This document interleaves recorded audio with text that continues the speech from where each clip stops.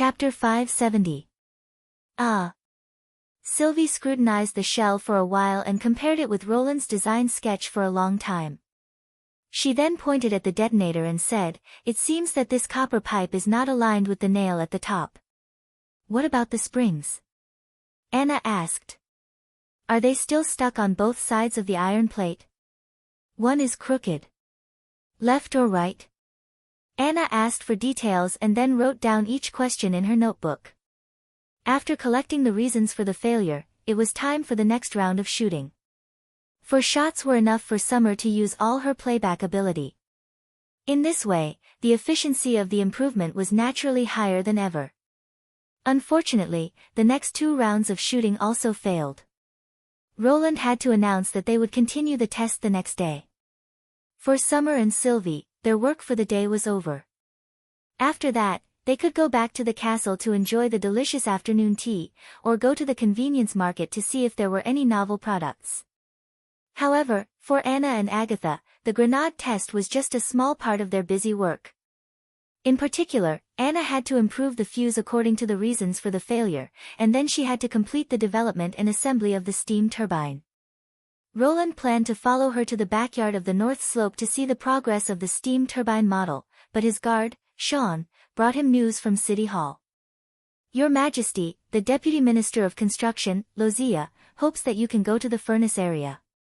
He said that the first retort has been set up.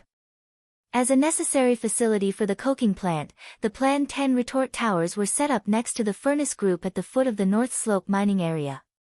Due to the wantonly cutting of bricks and iron, the furnace group had changed from a small open space of less than 1,000 square meters to a vast empty area extending along the mountain.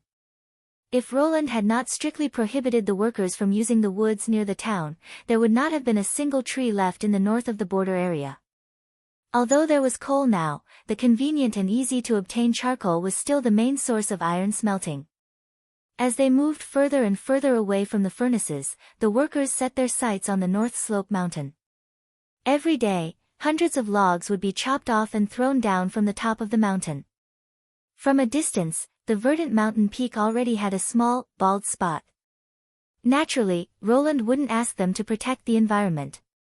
As long as the dust didn't affect the town, he didn't care even if they chopped down the entire North Slope mountain. After all, compared to the impassable mountain range, this protruding small mountain range was just an insignificant corner. With Leaf maintaining the basic vegetation, there was basically no need to worry about soil erosion. The flat land at the foot of the mountain naturally became the most suitable place for the coking plant to stay.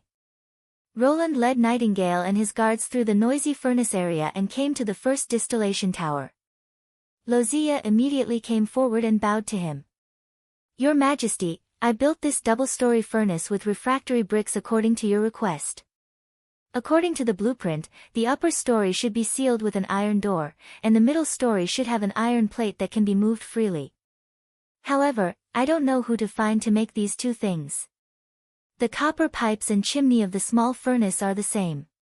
Except for these metal components, the rest of the parts have been completed." Roland got into the furnace and examined it. As a former member of the Mason Guild and an old friend of Carr van Bate, Lozia was indeed very knowledgeable in masonry.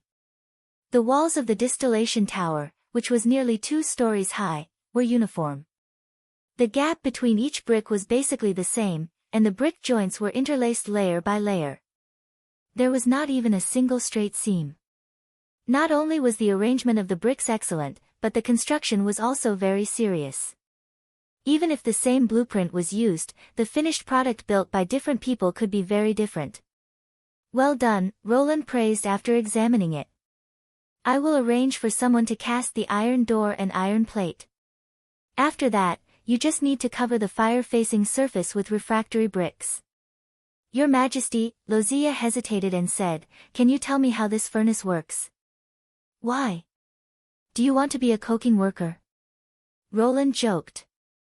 "Of course not," Roland quickly shook his head. "I have never built such a strange furnace before. Therefore, I can only make guesses about the parts that are not clearly described in the blueprint. If I know its specific usage and function, not only will I be able to build the second furnace faster, but I will also be able to improve some of the parts that I am not sure about. I see, Roland said with a smile. This type of furnace is mainly used for the distillation of coal. You should have seen how charcoal is burned, right?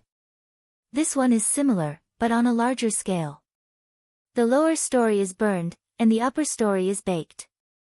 The filler is coal. Using coal to bake coal. Lozia said in surprise. That's right. After the distillation of coal, it can be turned into coke, which burns at a higher temperature. It is a good fuel for making steel. In addition, the distillation process will produce several byproducts. The pipes on the tower wall are used to collect them, not to exhaust the chimney. Then, why is there a small furnace next to the furnace?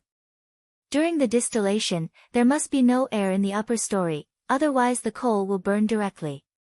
Roland pointed to the hole between the two furnaces.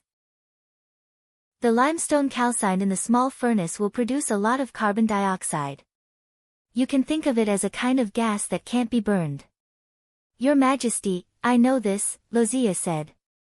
This part is taught in the evening classes. That's easy. Roland was pleased. It seemed that the content of universal education was being broadened little by little with Scroll's efforts. The carbon dioxide will enter the upper story of the furnace through the pipe, and all the air will be squeezed out, so that the coal can achieve the distillation effect. As for the limestone, it is the grayish-white stone used to bake cement. It is everywhere on the North Slope Mountain. After inspecting the first tower of the distillation, Roland retraced his steps back and stopped by the furnace area for a while. Just by looking at the busy scene in front of him, Roland could not help but feel a little excited. All kinds of brick furnaces stood side by side. At first glance, it looked like a neat red forest. Dozens of smoke columns rose from the forest. Gray, white, and black intertwined with each other. Together with the workers in plain clothes and the outdated equipment, it formed a very contemporary picture. More than 10 steam engines were rumbling, pulling the conveyor belt to send the raw materials and charcoal into the blast furnace. The track system had also been laid from the mine cave to here. Small mining carts were running between the two places. The iron ore transfer speed was much faster than before. Chapter 571. As the incomplete spring came to an end and summer arrived, the population of Neverwinter reached its first explosive peak. The operation of sending messengers to the east and the south to recruit refugees began to pay off. With the experience of the previous year, the recruitment efficiency of various emissary teams was greatly improved. Every day, hundreds of people gathered in Redwater City and Willow Town, waiting for the ships from the western region to take them to the rumored prosperous and stable Neverwinter. In order to settle these people properly, City Hall also commissioned merchants to rent temporary barracks at the gathering place and provided free porridge and water to avoid accidents before the refugees arrived at the western region. The border area dock became the busiest area in the city. 90% of the police force was used to maintain order and register the population. There was always a long queue in front of the quarantine checkpoint. The officials in charge of household registration divided the swarms of refugees into several categories, and then moved them into the prefab houses by the river, the caves in the west of the city, and the formal houses according to their categories. Because of this, the busy city hall was in a state of chaos every day. 3 sailboats from Redwater City have just arrived at the dock. There are 126 people in total. They have a blue flag on the mast. The person in charge is Barb. Again. How many batches are there today? Is it the 4th or the 5th? Anyway, stop complaining. Go and take the ships. By the way, who replaced Barb to go to Redwater City? It's me. Wait, it's almost ready. Remember to bring the soap. It's not for sale there. Listening to the noisy conversation outside the office, Bearer frowned. It was not that he felt there were too many things to do. Usually, the busier the city hall was, the happier he would be. But recently, the situation had become complicated. The reason was because of Edith Kant. Director, the Ministry of Justice is urging us again. An assistant walked into the office. Sir Carter wants to recruit another 100 people as reserve police officers. He said if we don't increase the number of people, the security of the city will be out of control. If His Majesty asks about this, we can't escape the responsibility. Well, it's just because I'm the chief knight that I can talk to His Majesty. I have no time to take care of such a trivial matter. While drafting a document, Bhairav said without looking up, put it on the table. I'll deal with it later. Yes. As soon as the assistant closed the door, he heard Edith's voice. This is related to the recruitment order, right? Since you're too busy, I'll help you take a look. Sure enough, they came. Bhairav cursed in his heart. He didn't even use honorifics. Of course, as the daughter of the Duke of the Northern Region, her status was indeed much higher than his. Until she became the real hand of the king, she could directly call him by his name without using honorifics. However, he was at least half a mentor to her, right? After all, His Majesty had arranged for Edith to work in the director's office as an assistant to learn the structure of city hall departments and the process of government affairs. However, it seemed that she did not think so now. Well, that's fine too, he said reluctantly. No matter how helpless he was, Miss Kant's words and deeds were not wrong. If he kept on refusing, it would be unreasonable if it was heard by His Majesty. At this critical moment, he could not leave a bad impression on His Majesty. He would never forget that Roland Wimbledon was a devil who could see through people's hearts. Thanks. Soon, the rustling sound of writing came from the opposite table. Half a quarter of an hour later, Edith put the recruitment order back on his table. According to the draft I've read recently, this kind of recruitment generally requires that the person is reliable and has a clean background. There shouldn't be many people like this left in the border area. Instead of posting the notice on the square and asking those who are interested to come to the city hall to apply, it's better to directly select 100 local people from the archives who haven't got a formal job yet. The Ministry of Justice is part of the city hall, and the salary and benefits are good. I think no one will refuse. In this way, it will save about a week compared to the normal recruitment process, and Chief Knight will also complain less. If you think it's okay, I'll send it to the archives according to this reply. Her voice was clear and organized. It was hard to believe that she had only joined the city hall for about 2 weeks. He remembered that in the beginning, she just sat aside and quietly read the documents she reviewed and rarely spoke. But now, she was very familiar with all the matters of the city hall. I'll do as you say. Bhairav could not think of a better way to deal with Edith's suggestion. It was even possible that he would ignore these unimportant things in his busy schedule and directly deal with them in the conventional way. Was this the heir who grew up in the Duke's mansion and was educated by the upper nobles? Bhairav felt a deep sense of threat. Yes, honorifics and honorifics were trivial matters. What he really cared about was the power in his hands. The news of the northern region's full submission was now known. If Edith was sent by His Majesty as an assistant to build a second-level city hall in the northern region, it would not affect him much. But what if she stayed? His Majesty was currently unmarried, and the other party was a real duke's daughter. Thinking of this, Bhairav felt a headache. No, he had to let her know that the management of the city hall was not so easy to grasp. His Majesty needed a minister who could coordinate the overall situation for him. When Edith returned to the office, he cleared his throat and handed the statistics in his hand to her. We're in trouble, Bhairav said in a low voice. The grain reserves in Neverwinter may not last until the wheat harvest. Well, is it caused by the influx of too many people? Edith glanced at the list. According to the consumption, the remaining grain should be able to last until the end of summer. The spring wheat can be harvested in mid-July. As long as we stop accepting refugees, this part of the grain will be enough. But the city hall must not stop accepting refugees. Because of the 100,000 population target set by His Majesty. Chapter 572. In a sense, this problem was unsolvable. The reason was that the total amount of food was limited. After the months of demons, the flow of food in the kingdom would enter a state of shortage. Not only would the price soar, but it was also not guaranteed that people would be able to buy it. The food shortage would not be alleviated until the wheat fields were harvested.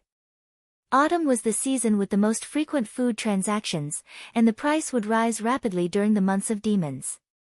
Of course, these transactions were generally for merchants and nobles.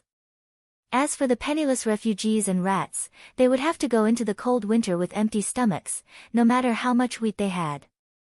According to Barov's many years of experience as the Assistant Minister of Finance, at this time, all the major cities were waiting for the wheat to ripen, so it was unlikely that they would sell a large amount of food. The shortage of a few thousand people might be able to be made up, but it would not be satisfied with tens of thousands of people. Since they could not increase their income, they could only reduce their expenditure. Edith's most likely suggestion was to reduce the food supply of the whole city, reduce the daily purchase quantity, and let the subjects eat oatmeal instead of bread, so that they could persist until the day of the harvest. In this case, he could refute the inappropriateness of this approach from His Majesty's promise to exchange food, the fact that the facts contradicted the propaganda, and the food shortage panic. Seeing Edith's raised eyebrows and flipping through the list, he knew that this problem was not easy to solve. It would not be long before she asked him what to do. Thinking of this, Barov could not help but stroke his beard. To be in charge of the overall situation, one must not only be skilled in government affairs, but also have a clear understanding of the characteristics of the city. For example, when he was in King's City, he could recite the price of the specialty products of the alchemist workshop and the amount of silver ore shipped from Silver City every month without thinking. These were not things that could be remembered in a short time. And the specialty of Neverwinter was the witches. Barov knew that there was a green-haired woman named Leaf in the Witch Union, who could make the wheat fields grow at an incredible speed. When she did not care about the soil, she could even make the wheat ripen in a day, and the ears of wheat were far better than those of the golden ones. In other words, as long as she was asked to manage a wheat field and focus on rapid grain production, she could make up for the current shortage. Of course, he also knew that His Majesty was asking Leaf to control the misty forest in the west to build an early warning line against the demons. However, given that the demons would appear in several years, there was no hurry to stop for 2 or 3 months. This was something that Edith had no way of knowing. No matter how talented she was and how she had been involved in managing the affairs of the northern region since she was an adult, it was impossible for her to know this completely unfamiliar city like the back of her hand after only half a month since she arrived in Neverwinter, let alone understand the abilities of every witch. She didn't even understand why the office of the Ministry of Education was connected to the archives, and why the Minister of Education often appeared there and had the power to read all the documents. After a while, Edith put down the list and slightly raised the corner of her mouth. This problem is actually not difficult to solve. Barov nodded at first, then froze. What? Before Deep Valley Town was developed, most of the land in the northern region was not suitable for growing wheat.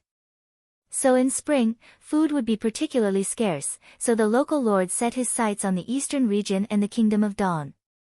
You mean? He suddenly realized something. Since we can't plant it or buy it, we can only rob it from others, Edith said casually. Isn't that the situation now? His Majesty's army is attacking Fallen Dragon Ridge. I heard that Countess Spear's brother has roped in many local nobles in order to resist her, right? Now that we have all the reasons and means, let's kill them one by one. How many golden dragons and food do you think they have hidden in their basements? The shortage of food is just that there's not much food left. In fact, most of the food produced by the kingdom has been divided by the nobles. They can use this part of food to control the freedmen and farmers in their territories, and also make a large amount of golden dragon during the bad harvest years. She spoke slowly, but her voice was chilly in Barov's ears.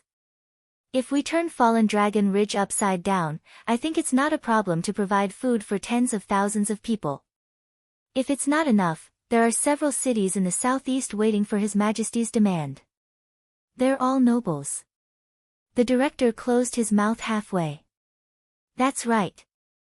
After His Majesty occupied the southern region, they were no longer nobles. As long as they acted quickly enough, these spoils would be enough to fill the granary of Neverwinter again. And unlike King's City, Fallen Dragon Ridge was a city completely loyal to His Majesty, and it was also the key to the southern region. At that time, City Hall would not only directly send people to assist Countess Spear to establish a new government, but also copy the laws, planning, and education of Neverwinter. Therefore, removing all the nobles would be beneficial to the stability of the city. What puzzled Berev was why Edith could accept the edict to remove the nobles so quickly. Even if he wholeheartedly supported His Majesty's order, he would not be able to adapt so quickly. And she was the successor of the Duke of the Northern Region. Back in the Foreign Affairs building, Edith pushed open the door and saw Cole leaning over the table, flipping through a thin book. What's that? Air. I bought it from the convenience market. It looks like a picture, but it's accompanied by a story. It's quite interesting. Her brother looked up. You look happy. Am I? I rarely see you smile like this in the city of Evernight. Cole curled his lips. Are we really not going back? For the time being. When Father replies, His Majesty will probably allow you to return to the northern region. Edith sat opposite him and reached out to pick up the cover, only to see the words, Diary of a Witch, printed on it. What about you? I'm going to stay here. Why? Cole was puzzled. Is the City Hall that interesting? It's not the City Hall that's interesting. It's Roland Wimbledon's City Hall that's interesting. She corrected him with a chuckle. Do you know what I need to do in the city of Evernight? Just let Father know. Something like that. Many people will carry out the order. Now that I think about it, it has little to do with me. It's just because of my identity and Father will listen to my advice. Of course, it's only in the fief of the Kant family. Edith said with interest, but here, my identity not only doesn't work, but even hinders me. There are almost no nobles in the City Hall, and they don't care whether I'm the daughter of the Duke of the Northern Region or not. Everyone works according to their ability. Do you understand what I mean? Cole shook his head. Chapter 573. This be start of a daughter. Duke Carr of the Northern Region grabbed the teacup on the table and was about to smash it on the ground, but he stopped halfway. The cup was made of high-quality crystal glass and was worth 2 or 3 golden dragon stones. He was reluctant to part with it. After thinking for a long time, he slowly retracted his hand and put the cup back in its original position. This feeling of loss and gain made him even more depressed. The letter from Edith was spread out on the table. He never thought that His Majesty would take back all the nobles' enfeoffment rights. What was even more unexpected was that his daughter, who always took advantage of him, would agree to His Majesty's conditions and even advise him to recognize the situation and not to resist stubbornly. Look at her words, he was treated as if he were a criminal. The Duke thought angrily, is my daughter siding with an outsider? Sir, what happened? The guard outside the door probably heard the noise and poked his head in to ask. Go away, don't bother me. Calvin could not bear to vent his anger on the cup, so he immediately vented his anger on the guard. The door was quickly closed, and he panted for a long time before he shifted his gaze back to the letter. If he followed His Majesty, he would no longer be the master of the Northern Region, at least not as strong as he was now. He had just gotten rid of the house and list of families and could finally enjoy the feeling of being in control of the whole region. He didn't expect to be back to square one so soon. No, it should be even more backward than square one. What if I don't follow His Majesty? The letter is very clear. Then Cole and I are finished. He will be imprisoned in prison forever, just like the heir of the Duke Ryan. And my fate will only be worse. How do you think the former Prince Roland will treat a duke's daughter who can't resist? I can think of no less than 100 ways to humiliate a man. When he gets tired of me, I will be thrown into the dungeon or the military camp, and your pearl of the Northern Region will be covered in dust. But don't worry about me, because you won't be any better, Father. His army will soon reach the city, and I bet that your vassals and knight won't be able to hold out for half a day. When that time comes, you won't even be able to be a commoner, let alone a duke. How about it, would you make such a choice? Calvin could even imagine the sneer on Edith's face when she wrote this letter. Her tone was so familiar. Every time she talked about her failure, she would describe her fate in an extremely calm tone, as if she had been waiting for this day. As long as his daughter opened her mouth to lead in this direction, it would be very difficult for him to resist. It was clearly a threat, but Carr couldn't bring himself to rebuke her. After all, Edith Conte was his daughter and the only child he had with his first wife. Although her tone was rather exaggerated, it was indeed undeniable that there was such a possibility. He had also heard of the fourth prince's reputation. Thinking of this, the Duke gradually calmed down. But then again, were those black steel machines really as magical as she said? Out of the 3 sheets of paper, his daughter used a whole page to describe what she had seen and heard in Border Town, no, Neverwinter. It was twice as much as His Majesty. She claimed that they had unimaginable power and could easily achieve things that ordinary people couldn't. As long as the northern region surrendered to the new king, they could introduce these giant black iron beasts that could bring earth-shaking changes to the territory. It could be seen that Edith attached great importance to these things. Finally, she also suggested that he send a formal oath to His Majesty to show his submission to the northern region. At the same time, he should send some literate servants to learn the regulations and administrative methods of City Hall, so that they would not be ignorant of the new system. In addition, I hope that you can clearly instruct Cole to stay in Neverwinter, instead of letting him come back because it won't do him any good. If possible, when Lance came of age, he would also be sent over. In the case that the title can't be inherited, only those who adapt to His Majesty's new policy can continue the Conte family. Your daughter, Edith. Calvin let out a long sigh, put the letter away, and spread out a new piece of white paper. Since Edith had made her decision, he had to trust her and write a letter to His Majesty, pledging his loyalty to the new king's city. But as a duke, he had to make the last effort in his own way. If he could tie the interests of the two families tightly together, Carr would undoubtedly feel more at ease. For example, making his daughter the queen. In the border area of Neverwinter, beside the Redwater River. The sun was setting between the mountains, and the afterglow of the mountains dyed the river a brilliant gold. Smoke rose from the front of the shack, and the faint aroma of porridge made Snaketooth salivate. As he got closer, he even smelled a trace of meat. I'm here. Tigerclaw saw him as soon as he entered the camp. Come here. Snaketooth walked quickly to him. Why, there's meat today. Yes, you came back too late and missed the notice. This is a reward from His Majesty. Snaketooth rubbed his sore shoulders. What reward? Your residential area is still far from completion, isn't it? It's the completion of Kingdom Main Street. Someone came over and said, the border area and the Longsong area are finally connected. I heard that it only takes 1 day to get there on horseback. It used to take 3 days to get there. I see. Snaketooth nodded. Every time a big project was completed, they could have a bowl of meat porridge. Just like what was advertised on the square, the construction team had not missed a single serving of food since they came to the border area 2 months ago, nor had they deducted any salary. Now he had accumulated 14 silver royals, and by the end of this month, he could have 7 more.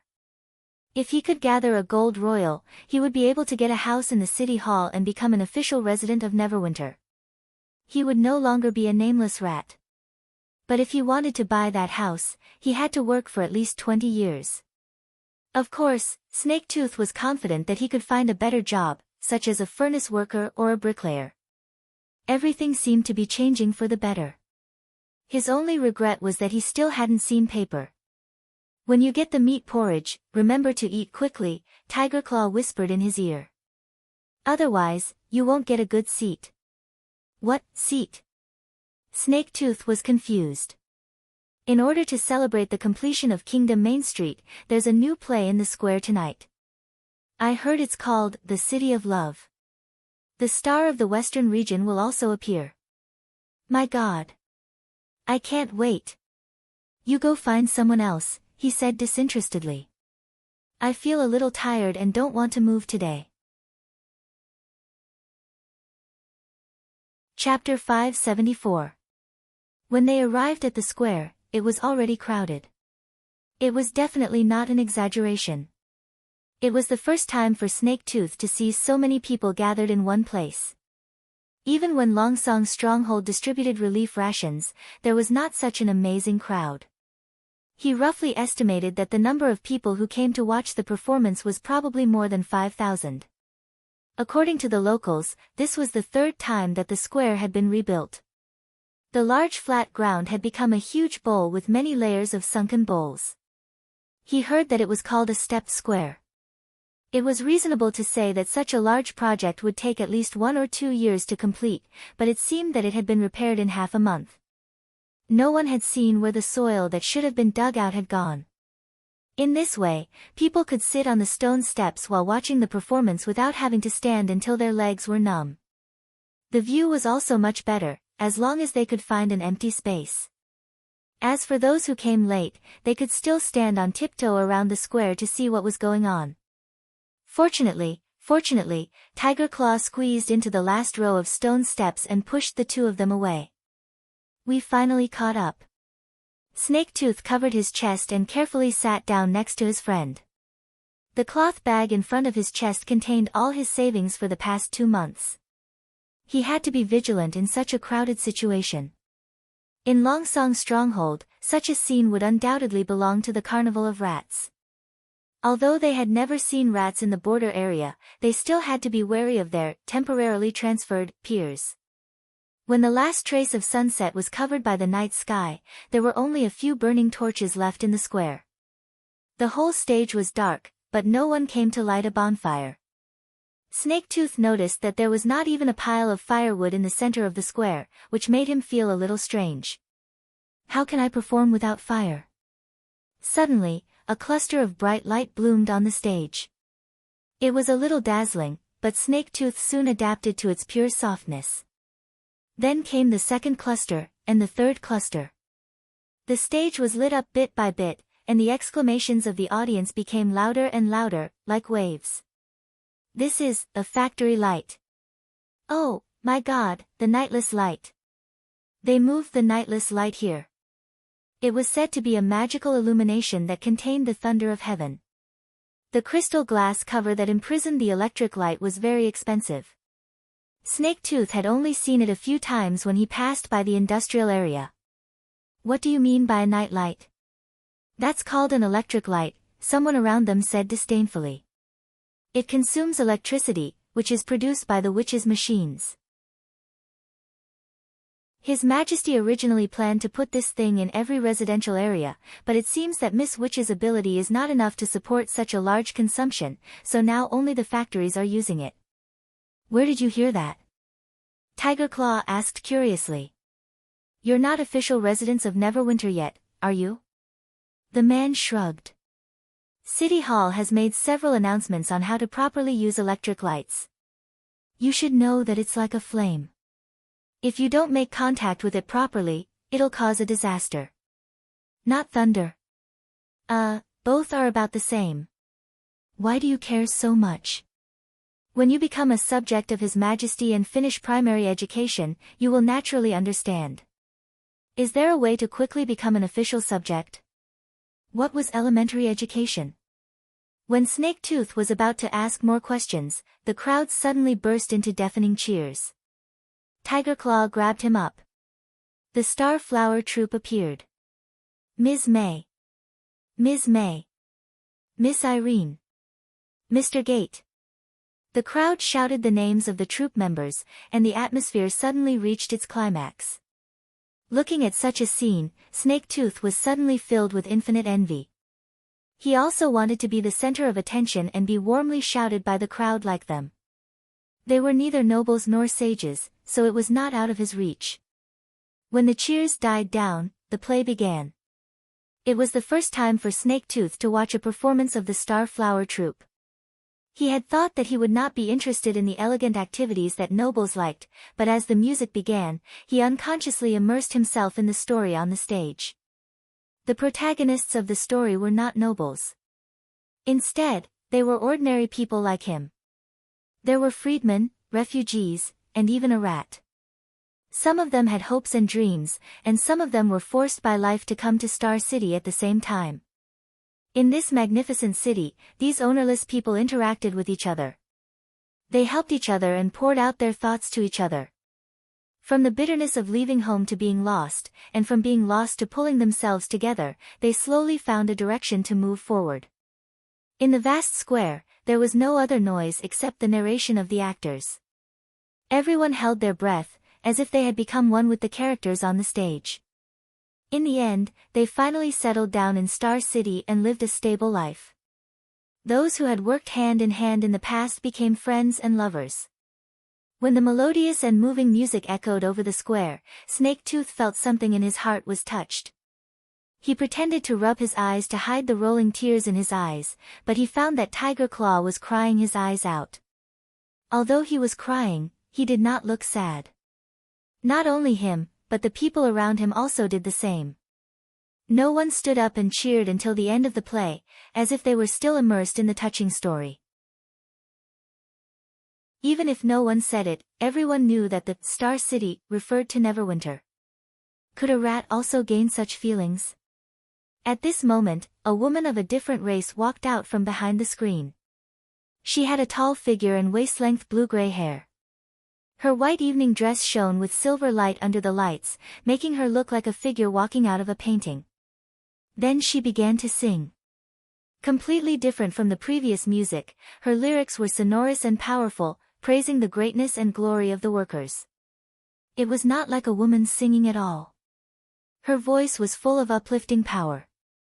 Snake-Tooth seemed to see the sweat left by him in the houses in the distance, and the foreigners who had devoted themselves here deserved to be remembered by the people.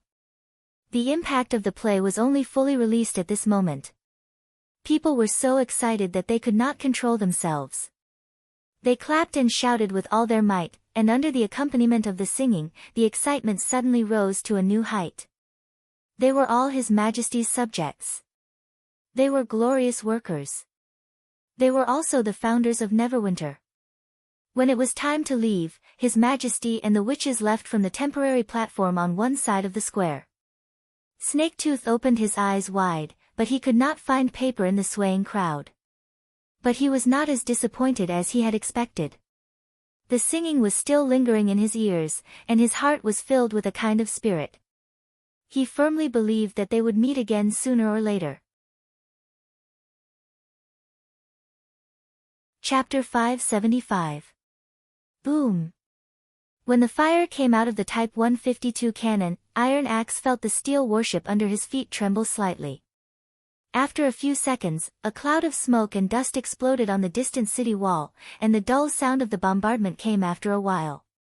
When the smoke and dust cleared, he raised his telescope and found that there were huge cracks on the low stone wall. Different from the attack on King's City, Fallen Dragon Ridge was located in the south-central part of the kingdom and rarely suffered from foreign attacks.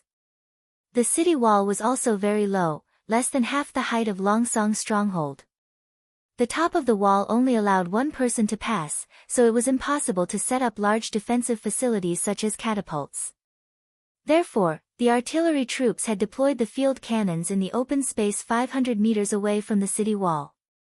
Considering the efficiency of the hundreds of vanguard soldiers entering the city, Iron Axe decided to take action at the same time after opening 3 gaps on the city wall. Any enemy who dared to gather behind the gaps would be mercilessly attacked by the 12-pound cannons. Now that the gate and the northern part of the city wall had been penetrated, Iron Axe would only need to open the last entrance and then he would give the order to attack. It would be great if witches could go with the army, Iron Axe thought regretfully. It was a pity that these precious shells were used against stones. If Lady Nightingale was here, only 3 bags of explosives would be needed to blow up the entire city wall. After all, the enemy's defense was much weaker than that of King's City. Iron Axe was amused by his change of mind. Half a year ago, he insisted that the army should complete the task given by His Majesty independently. But since he and the Witch Union worked together to conquer King's City, he suddenly felt that it would be perfect if the army could have witches as their eyes or assault troops. "Sir!" The soldier on the lookout shouted, "There's movement in the direction of the city gate. They seem to be gathering horses." Iron Axe moved his telescope and looked at the already broken city gate. Due to the limited view, he could only see some dust rising behind the wall. "Do we need to adjust the cannons to fire there?" Vanner asked. "No. If we want the shells to land there, we'll have to waste at least 2 or 3 more shells." He shook his head. "Since it's horses, I think they want to organize a night to charge and break the blockade of the field cannons. What's there to worry about?" "But you." Iron Axe turned to look at Countess Spear. "After this charge, I'm afraid there won't be many knight left in your territory. Since they have decided to stand on my brother's side, these people are no longer my knight," she replied calmly. "Let them pay the price for their betrayal." "I see."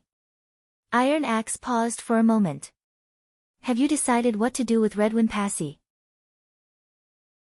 Yesterday, he had just received a secret letter from City Hall, which demanded that all the rebellious nobles except Spear's relatives be escorted to Neverwinter, and those who resisted could be executed on the spot. The First Army had sealed off their territory and was waiting for the City Hall statistics officers to arrive before they could plunder the land. According to the situation, all the nobles would probably end up as miners. Currently, there were several mines in the Stronghold district that were lacking people to exploit. If the family members, trusted aides, and servants were included, there would be at least hundreds of people. Neverwinter would be able to harvest a lot of iron ore. As for the culprit, Redwin Passy, the letter requested that he be handed over to the Earl to deal with. A hint of hesitation appeared on Spear's face. Apparently, she had not made a decision yet. Iron Axe sighed inwardly. If it were him, he would definitely chop off Redwin's head without hesitation. Nothing was more unforgivable than betrayal. "They're coming!" the lookout suddenly shouted. He put these trivial matters aside and continued to watch the battlefield through the telescope. As expected, a group of knight rushed out of the city gate and headed straight for the artillery position. Then, dense gunshots echoed in the wilderness and forest. White smoke floated in front of the camp. More than 20 knights and their squires had not even rushed out 100 meters before they fell into the damp mud one after another. If it was said that when Duke Ryan led his army to invade Border Town, the knights could still pose a slight threat to the First Army, but now, these iron turtles were practically live targets without any ability to fight back. The field cannons did not even need to reload the grapeshot. The revolving rifles and 2 heavy machine guns were enough to keep the enemy firmly on the way of the charge. With another round of gunfire, the thin city wall finally collapsed. Iron Axe gave the order to blow the steam whistle and launch a general attack. The soldiers of the Vanguard Battalion poured out of the line and rushed to the 3 gaps in the city wall. The battle to recapture Fallen Dragon Ridge had officially begun. 2 hours later, the castle and the church fell into the hands of the First Army. The enemy had long been scared out of their wits by the ceaseless roaring of the weapons and did not organize any powerful resistance. Or rather, the group of knight who were instantly killed after leaving the city gate was all the men Redwin could send out. The church did not show up at all. All the resources in the church had been removed, and Priest Rosad was missing. There were no secret passages or hidden side doors in Fallen Dragon Ridge. There was almost no escape route in the city with its back against the mountain. The soldiers blocked the usurpers on the top floor of the castle. Iron Axe ordered the ministers who were begging for mercy to be dragged away. Then he ordered the soldiers to leave the bedchamber, leaving only the Earl's brother and Countess Spear. Of course, Redwin was firmly tied to the chair and could not pose any threat to the Countess. "I don't understand." Spear was silent for a long time before she said, "What's in it for you to become the Lord? You and my 3rd brother don't know how to manage government affairs and know nothing about trade. Even if you become the Lord, you'll just be handing over your power to other vassals. Do you think I treat you worse than these outsiders?" You're a witch, the devil's pawn. Redwin yelled, straightening his neck. Father was wrong about you. You lied to him. But I'm still your sister. You're not. He gritted his teeth and said, you're just a bastard adopted by father. What? Spear was stunned. I heard him say it with my own ears when he was drunk. You're a mistake made by father when he was young, and your surname isn't Parsi at all. Redwin said indignantly, why are you the heir of the family and not me? I'm just taking back what belongs to me from you. You're the real outsider. Spear covered her head, but she could not recall any childhood memories. The mistake he made? Otherwise, why do you look so different from mother? Don't you remember how you came to Fallen Dragon Ridge? So, you're not my brother either. Yes, I'm the real heir of the family, the Earl of Fallen Dragon Ridge. Let me go. I demand to be treated as a noble. Spear stumbled out of the bedchamber. Iron Axe hurried to hold her. Are you all right? I'm fine. She took a deep breath and said, take Redwin Parsi to Neverwinter. He's lost his mind. I think the mine is where he should stay. Chapter 576. Summer came in a heavy rain. The dense rain fell on the glass window, making pitter-patter sounds. The scenery outside the window became blurred, and only the outline of the colors could distinguish the town and the distant mountains. Roland stood in front of the French window, looking at the hazy city under the rain curtain, and the song of City of Love still lingered in his ears. He did not expect that the premiere of the play 3 days ago, together with Echo's ability, would have such an amazing effect. The moment the performance ended, the whole audience was silent, and the audience was in tears. Roland had thought that such a scene would only appear in the high-end opera houses in the future. Even a slightly grassroots cinema could not produce such an effect, let alone a group of ordinary people living in a backward era. Even he, who had been bombarded by all kinds of tear-jerking scenes, felt a tremor from the bottom of his heart. This was the power of the Song of Resonance. Of course, Roland knew what an inspiring song meant. In a protracted war, machines would not be tired, but people would. Even if guns and ammunition could be continuously transported to the battlefield, people would be overwhelmed by the endless pressure of survival. Especially when the situation was unfavorable and there were heavy casualties, this kind of emotion was extremely easy to be magnified, and eventually led to the loss of the army's fighting spirit. Throughout history, many ways had been thought of to improve the morale of the troops, such as giving soldiers as much hot food as possible, airdropping ice cream, appointing political commissars and military chaplains, and so on. However, these were too demanding for Roland. The former was a great test of logistics and supply, and the latter was difficult to cultivate a group of backbone members with firm beliefs and good at encouraging others in a short period of time. Echo's ability showed him a shortcut to improve morale. Although it was a little absurd, it was indeed more reliable than other methods to cultivate people into idols. While he was thinking, the office door was suddenly knocked, and Berev walked in. Your Majesty, the recent housing statistics are out. What's the result? Just as you expected. He spread a list on the mahogany table excitedly. Since the new play was performed, the number of people going to City Hall to apply for renting and buying houses has increased significantly, and the number of marriage registrations has also increased a lot. Is that so? Roland returned to the table and checked Berev's statistics. The City of Love was not an aimless entertainment. In addition to advocating the glory of labor and the greatness of construction, it contained another point of view, which was the connection between marriage and stable residence. Instead of letting the outsiders slowly develop a sense of belonging and letting the locals slowly accept these foreign guests through daily contact, it would be better for him to set up a simple standard to promote the integration of refugees from all over the world. This standard was the house. If you have a house, you are one of us. It seemed very crude, but in times of emergency, it could save a lot of time. If he wanted to gain people's approval and have his own family, he would need a place to stay.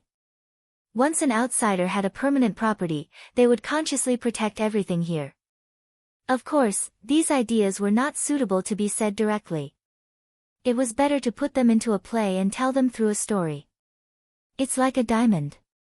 An everlasting classic advertising slogan pushed it to the position of the king of gems, a must-have for a wedding, making people completely ignore the fact that it was neither rare nor valuable.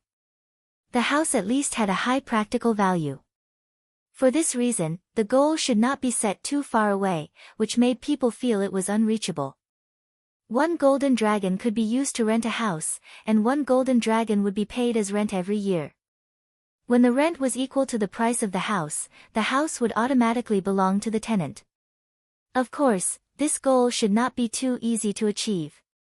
Even the cheapest single room needed 20 golden dragon, which meant that handymen, temporary workers and other workers would need more than 20 years to buy one. This kind of house was less than 15 square meters, which could only hold a bed, a dining table and a toilet. In the future, the landlord would definitely be labeled as a black-hearted real estate developer. All in all, according to Barev's statistics, the publicity of the City of Love was obviously successful. Most of the renting applications came from the previous groups of refugees and serfs who arrived in the border area. Most of the people who requested to buy houses were craftsmen with higher salaries and the impoverished nobles who had brought their properties with them. After they settled here, they would become a part of Neverwinter forever. Therefore, Roland had even thought of the content of the next new play, which was to get married and buy a big house. Well done.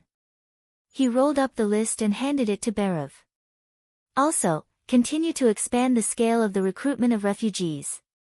A sufficient population is the guarantee of the development of Neverwinter, so other tasks can give way to it for the time being. Yes, Your Majesty. The director smiled and curled his beard. By the way, call Scroll here. I have something to tell her. Your Majesty, did you want to see me? Scroll, who was dressed in a white blouse and a black skirt, walked into the office. I want to expand the scope of education to include the refugees who have just arrived in Neverwinter. Roland poured a cup of tea for her. If it's only for the official residents, they have to wait at least 1 year before they can receive primary education. I'm afraid it's difficult to do now. Scroll thought for a moment and said bluntly, there are too many of them. The existing teachers can't take care of them, and there aren't enough classrooms. If we implement it according to your plan, the Ministry of Education will have to expand its staff by at least 2 or 3 times. I have a way to reduce the pressure on the teachers. Roland paused for a moment. Let them learn by themselves. By themselves? Yes, hold an open class once a week and teach them the most basic reading and writing skills. The rest of the time, let them practice by themselves through a booklet with pictures and pronunciation. There won't be any performance tests or mandatory requirements.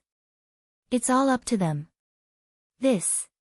She subconsciously ran her fingers through her wet hair. It may not have any effect. Your Majesty, without supervision, it'll be good if 1 out of 10 people can learn it. More than half will do, Roland said with a smile. I just want to give them a chance. There would always be people who would not be satisfied with a boring, low-paid job and were eager to achieve their goals faster. In order to prevent these people from going astray, it was necessary to guide them to achieve self-improvement in the right way. In the future, the proportion of jobs that required literacy would increase, and the salary would be much higher than that of handymen. If they wanted to get a stable residence as soon as possible and get rid of poverty and tiredness, it would be a good choice to teach themselves how to read and write. Through this method, those who wanted to improve themselves could join the construction of the city as soon as possible. In order to maintain the vitality of a new regime, the most important thing was not to cut off the path of promotion from the bottom. Chapter 577. When Vendi woke up, she found that the heavy rain, which had lasted for a whole night, had finally stopped. She yawned and got out of bed. She opened the window and let in the air, which was mixed with the fragrance of the soil. The garden looked green after being washed by the rain. She could see the drops of water on the olive leaves near the window. The gentle rays of the morning sun shone on the wet grass, reflecting a little bit of light. It was a new day. She put on her bra and coat, went back to the bed, and patted Nightingale's cheek. "It's time to get up." Nightingale made a vague nasal sound and turned her face into the pillow. Only at this time, she would not hide in the mist and expose herself in front of her. Vendi smiled and shook her head. "Then I'll go eat breakfast first." Nightingale's ears twitched twice. It seemed to be an unconscious tremble, but Vendi knew that Nightingale had heard it. She closed the door quietly and went to the bathroom to wash up. Then she went to the hall to enjoy breakfast. The chef always woke up very early and prepared everyone's food before the sky brightened. The firewood in the stove would burn for a long time, so there was no need to worry about the food cooling halfway. If she wanted to eat something, she could directly take the bowl and spoon to the kitchen. His Majesty called it a buffet, which seemed to be a very common way of eating. But for her, this kind of life was simply luxurious.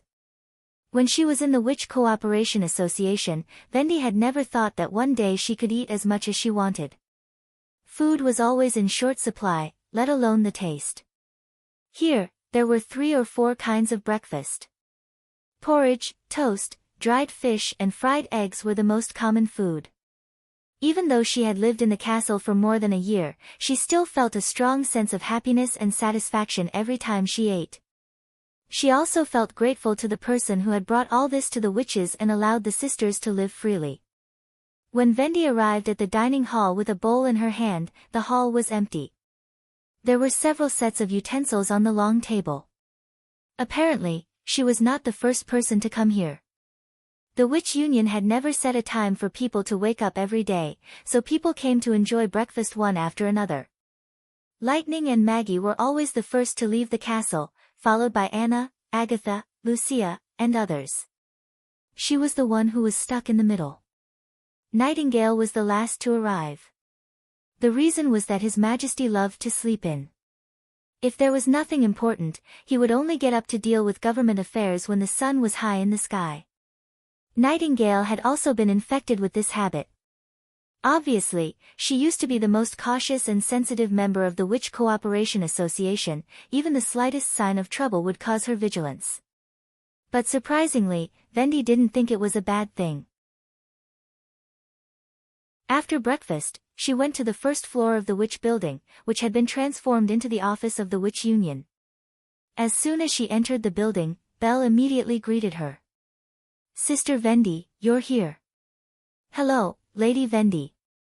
"Good morning, lady." The other 2 young women who had been recruited from the city hall bowed. They had graduated from the academy founded by Karl van Bate, and could be regarded as half of Anna and Nana's classmates. They had almost no prejudice against witches. The older one was called Pearl, the younger one was called Grey Rabbit. Together with Lucia's sister Belle, the 3 of them formed the first group of clerks in the union office. Of course, because Belle was not yet 14 years old, the word temporary was added in front of the title. Anyway, the work here was very easy, so it was a special kind of learning. With their help, the Witch Union was finally on the right track. "Good morning." Vendi nodded and sat at the desk. "How's the sales of the first volume of the Witch Diary?" "It's very popular," Pearl replied with a smile. "Everyone is very interested in the story of the little angel in Border Town, especially the soldiers of the First Army. People come to buy it almost every day. In the last week, almost 60 copies have been sold. At this rate, the first 1,000 copies will all be sold in half a month." Hearing this result, Vendi was also a little surprised.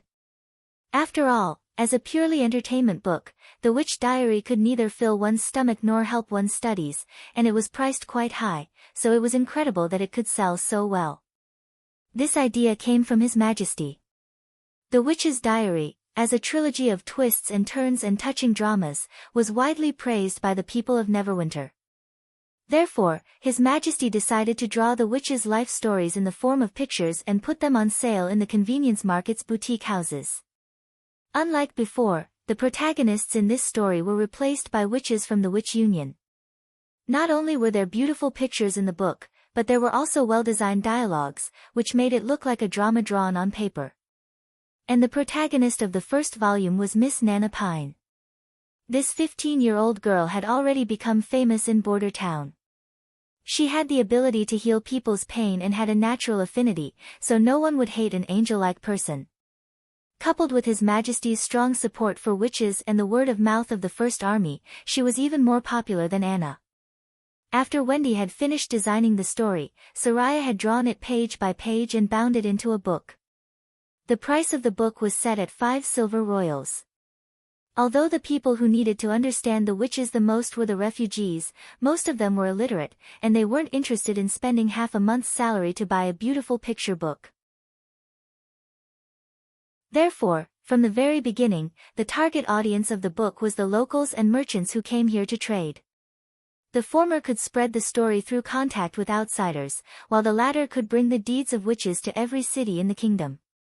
Seeing the popularity of the Witch Diary, Wendy could not help but be greatly encouraged. She could not wait to spread out the pen and paper and began to think about the content of the next book. "Have you already thought about the next story?" Belle asked curiously. "Yes, His Majesty has said that the next album will feature Echo as the main character," Wendy said with a smile. "Princess Silver Moon from the southernmost region of the Wild Sand and Earth Fire, a foreign tribe. What do you think of the title?" "That's amazing." The little girl clicked her tongue. "When His Majesty recaptures the southern region, you can also go to the princess' hometown to see what the vast desert looks like." Okay. This was her job, to spread the word of witches and let everyone see their true colors. The Witch Diary was just a part of it. Echo had become one with the Starflower Troupe, and the immersive music made the actors praise her.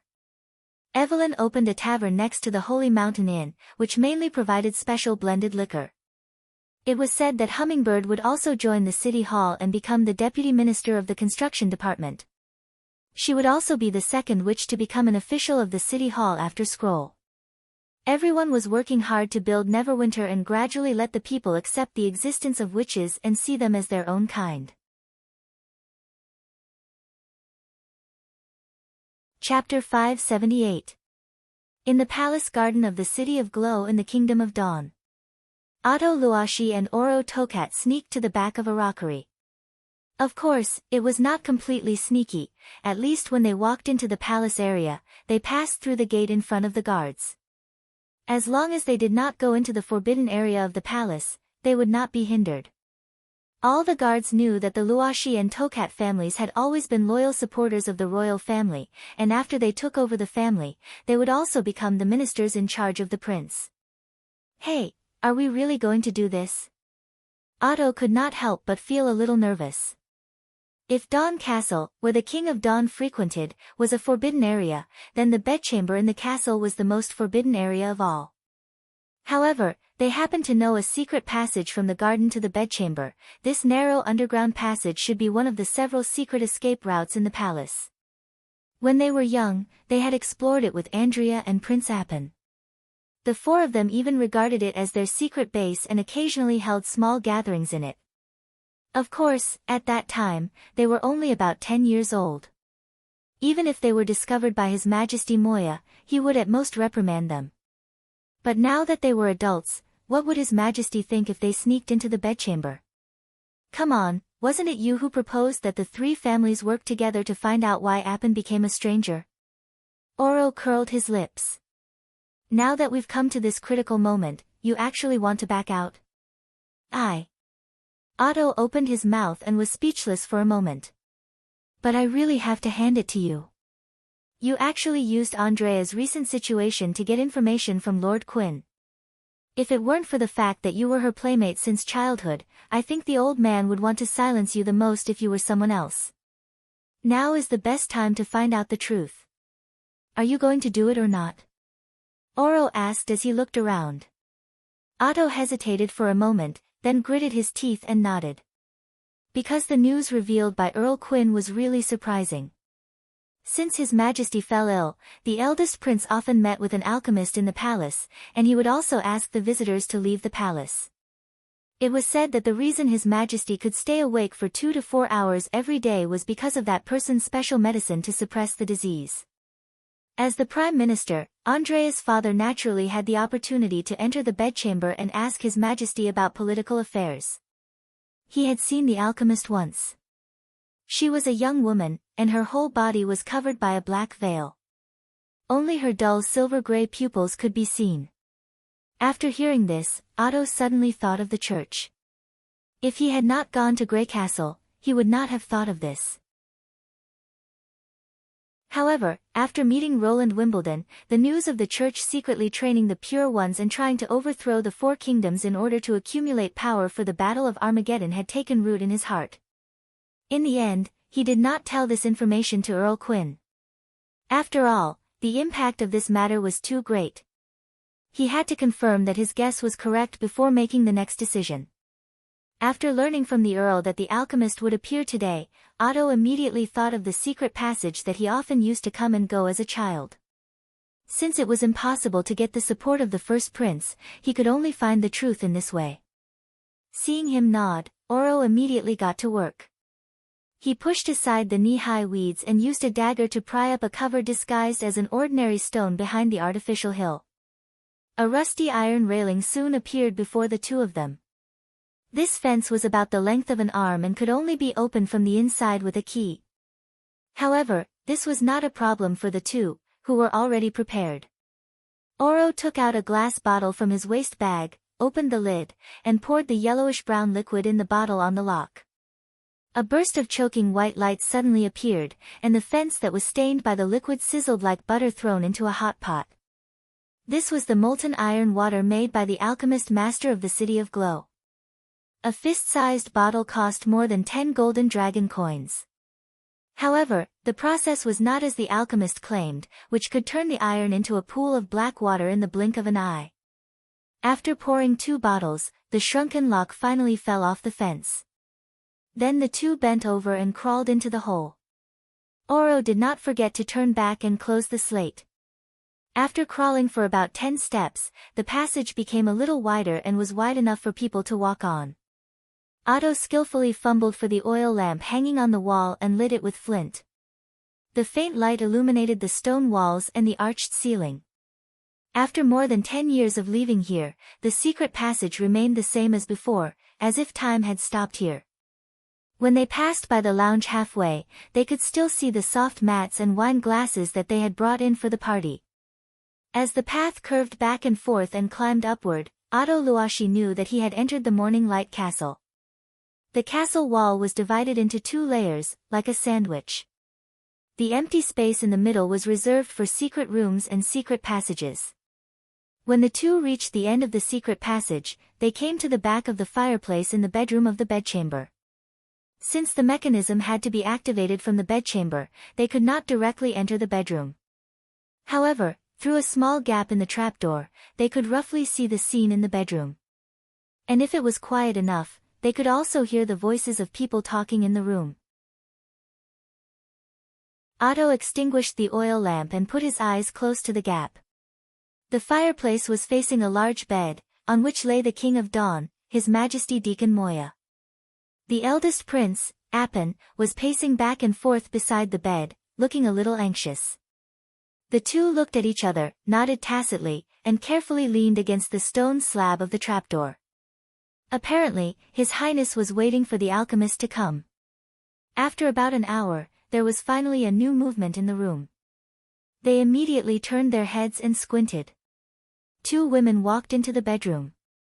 One of them was the black-veiled alchemist mentioned by Earl Quinn, and the other was probably the alchemist's assistant. She carried a satchel, wore a red and white robe and cloak, and had beautiful blonde curly hair. "You're late," Appin said unhappily. "Sorry," the blonde woman said with her hand on her chest, "something happened on the way and we were delayed." "Don't talk so much. We just need to wake up his father," the black-veiled woman replied coldly. "It doesn't matter if it's earlier or later." "You can't say that. We still have to rely on His Highness's help." She took out a green porcelain bottle from her satchel and said, "Maintaining a harmonious relationship is good for both of us, isn't it? Give me the medicine. Appin took 2 steps forward, but was stopped by the black-veiled woman. Have you forgotten our agreement? This medicine has to be fed by me, and in exchange, you have to meet His Holiness's requirements. His Holiness. Otto was shocked. This honorific was only used when addressing the Pope. Was she really sent by the Church? Chapter 579. I remember I told you a month ago to close all the roads to the kingdom of Wolfheart as soon as possible. Why are there still so many refugees entering? The black-veiled woman asked coldly. Even if they crawl, your knight should have reached the border by now.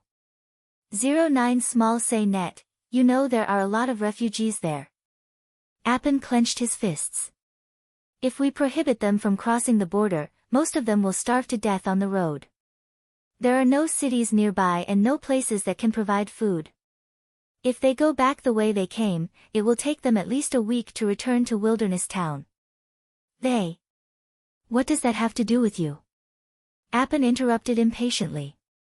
Since they abandoned their kingdom, they only have themselves to blame, whether they starve or die of thirst. You'd better focus on your father. Or do you want to break the contract? Abandon my kingdom? That's ridiculous. Otto thought angrily. It's because of the war you started that these people have nowhere to go. When it came to breaking the contract, Appin was obviously hesitant. After a while, he said, the rest of the roads will be completely closed in a week. That's all right. But if they don't take the official road, but cross the border through the wilderness and mountains, I won't stop them. Of course, we won't force you to do something you can't do. The black-veiled woman took the porcelain bottle and took a sip. Then she walked to the bed and bent down. The 2 people in the secret passage widened their eyes, but they could not see what she was doing. After a while, she looked up and said, that's good. He'll wake up in an hour, just like before. Do I have to feed him the medicine by mouth? It has to be me. She shrugged. Don't worry. As long as you do as we agreed, the King of Dawn will definitely recover and even be healthier than before. The next time we come here will be after you completely close the border. The blonde woman smiled. Don't let His Holiness down, Your Highness.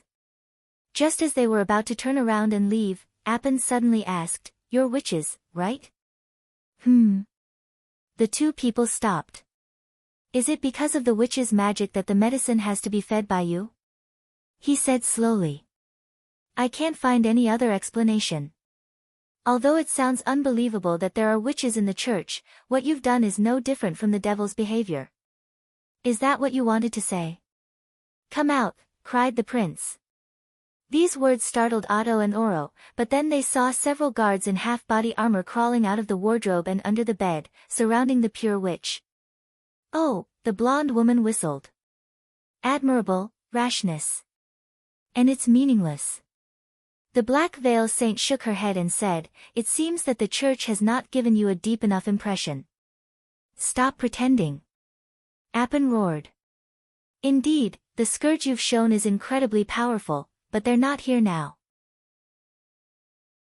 There are as many God's stones as you want in the palace.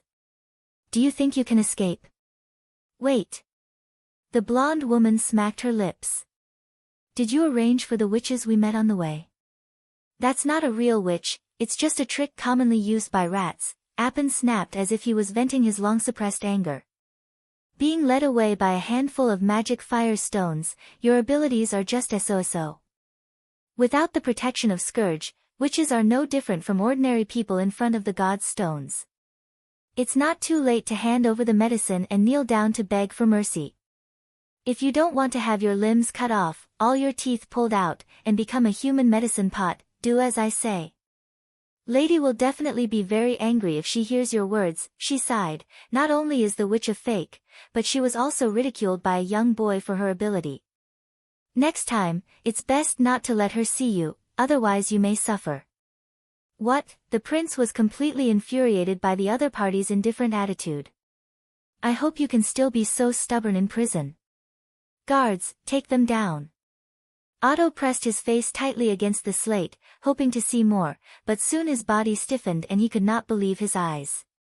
Before the guards could touch the pure witch, they all suddenly turned their swords and cut their own necks. Blood gushed out like a rainstorm and splashed everywhere. The guards fell to the ground without a sound, and the smell of blood suddenly floated in the room. Appin, on the other hand, could not stop trembling, as if he had seen something extremely terrible. His previous momentum and anger instantly left him. After a while, wet marks appeared in the middle of his pants, and his urine flowed down his legs. "Don't go too far." The blonde woman shrugged. "We still need him for the time being. It's just a small lesson." The black veil saint snapped her fingers. The prince sat on the ground as if he had just woken up from a dream and stepped back while trembling. "Don't worry, you're still alive," she said sarcastically. "But I can't guarantee next time." Why, there's obviously a god's stone of retaliation here." Appin stammered. "How can witches?" "Because we're pure witches." The blonde woman smiled faintly. "To be honest, isn't it better to follow the agreement? Your father will be safe and sound in the end, and the Kingdom of Dawn will survive for a while. When the church takes over Grey Castle, you can still become one of us. Even if the kingdom will be taken over by us, you can still enjoy a rich and comfortable life and your people can be free from the pain of war. Why do these stupid things now?" Before leaving the room, she turned back and added, "By the way, remember to ask someone to clean up this place. Your father will wake up soon. You don't want him to wake up to a bloody scene in the bedroom, do you?" Otto felt his back was soaked with cold sweat. The pure witch who was not afraid of the god's stone and the church's plan to take over Grey Castle first and then the Kingdom of Dawn made him feel a chill in his heart. The church had long regarded the four kingdoms as a piece of fat meat in its mouth. This was exactly what His Majesty had said. When the King of Dawn woke up, the blood-stained carpet was covered with cloth and Appin was the only one left in the room. He fed his father mouthful after mouthful of warm oatmeal, and the latter seemed to have forgotten about his illness as he chatted about government affairs and family affairs. It was no different from the happy and harmonious family scene that they usually had.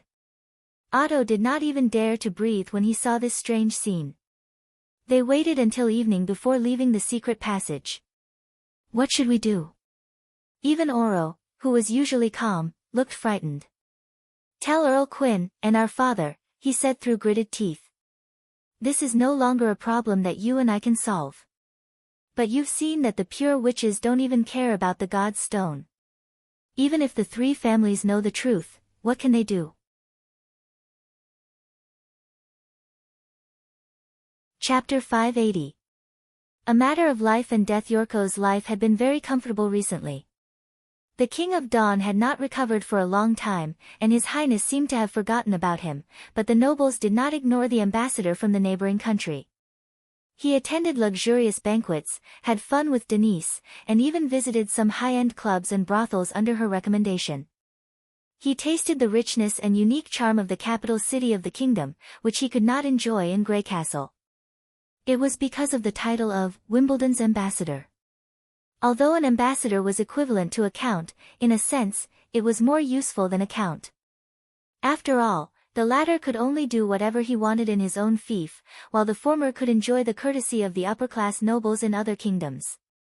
He was deeply aware of the benefits of a high status. In addition, Hill Fox, the bodyguard appointed by His Majesty, was also an amazing person. No matter who he dealt with, Hill Fox would sneak into his bedroom 2 or 3 nights later and nag him about the identity, status, and benefits of that person.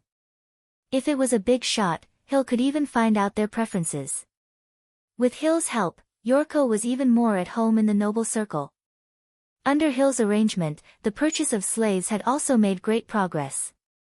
After Yorko made Denise comfortable, he whispered in her ear, and she immediately agreed to his suggestion. She used the existing caravans to open up a way to redeem the slaves. She would buy the refugees needed by King Wimbledon from other slave traders, and then transport them to Grey Castle. The prerequisite was that the slaves must be given the status of free people, and not be resold as goods. Of course, as a merchant, she did not forget to negotiate a good price even when she was overflowing with passion. She could not charge the difference in the purchase price, but she could not save on the transportation fee. After adding up the cost of manpower, food, carriages, and other expenses, as well as the profit, she finally came to a price of 10 silver royals for each person transported. Having been entrusted by Hill, Yorko naturally agreed without hesitation. He patted his chest and said that no matter how expensive it was, he could not let these talented people become slaves. His attitude undoubtedly deepened Denise's good impression, and the two returned to the bed and passionately rolled around for a while. After that, Yorko sent Sheer to discuss this matter in detail, so that he could no longer care about these trivial business matters. He heard that the first batch of 25 slaves purchased yesterday had already left with the caravan. In this way, he could still get an extra 125 silver royals as promised by His Majesty. Was there a better position than being able to collect money while lying on the bed? Ambassador, you are the best. While Yorko was wondering where he should go today, a servant knocked on the door and came in. Your Excellency, Lord Otto, the eldest son of the Luashi family, wants to see you. Otto Luashi. He was no stranger to this family name. It was one of the three major families in the Kingdom of Dawn, second only to the Moya royal family in power. Denise had also warned him not to go to the three major families, especially the Quinn family. Otherwise, even his identity as an ambassador would not be able to protect him. However, Yorko did not have to worry about this at the moment. He had always been very cautious when it came to these kinds of questions. The purpose of the other party's visit should be to invite him to the banquet. Invite him in. A young man walked into the study. He first looked around, then took the initiative to close all the windows before sitting in a chair. He looked a little anxious and his eyes were dark. Apparently, he had stayed up late last night and barely slept. Yorko did not approve of this kind of behavior of emptying one's body for pleasure. In his opinion, restrained pleasure could make both men and women cheerful and healthy, which was a beneficial behavior. However, spending energy all night would only overdraft the body's potential. Prince Appin was a typical example. Even his face was extremely pale. At this rate, he was afraid that he would not be able to find pleasure by the age of 30. However, the man did not speak for a long time, which made Yorko feel quite strange. This was not in accordance with the etiquette.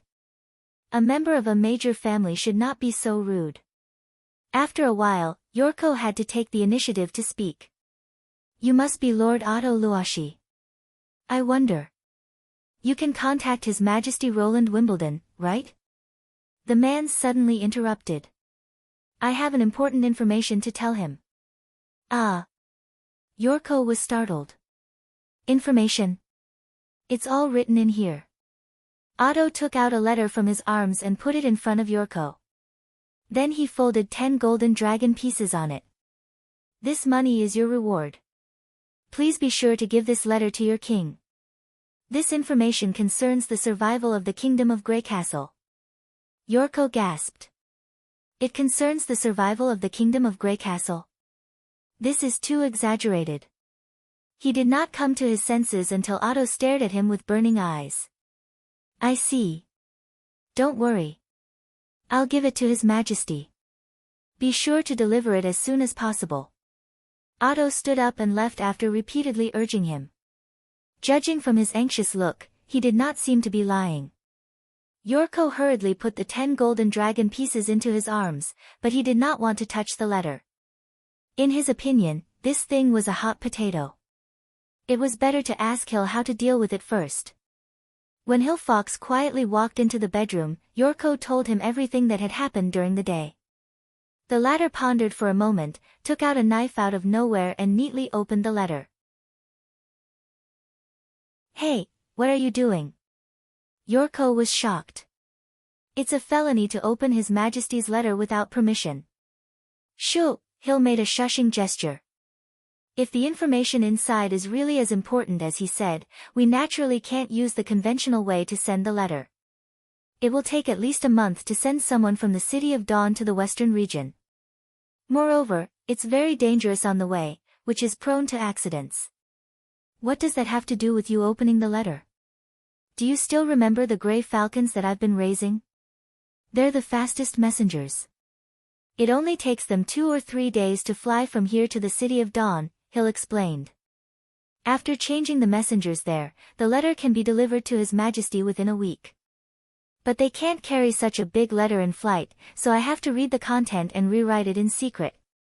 Gray falcons can also send letters. Not carrier pigeons.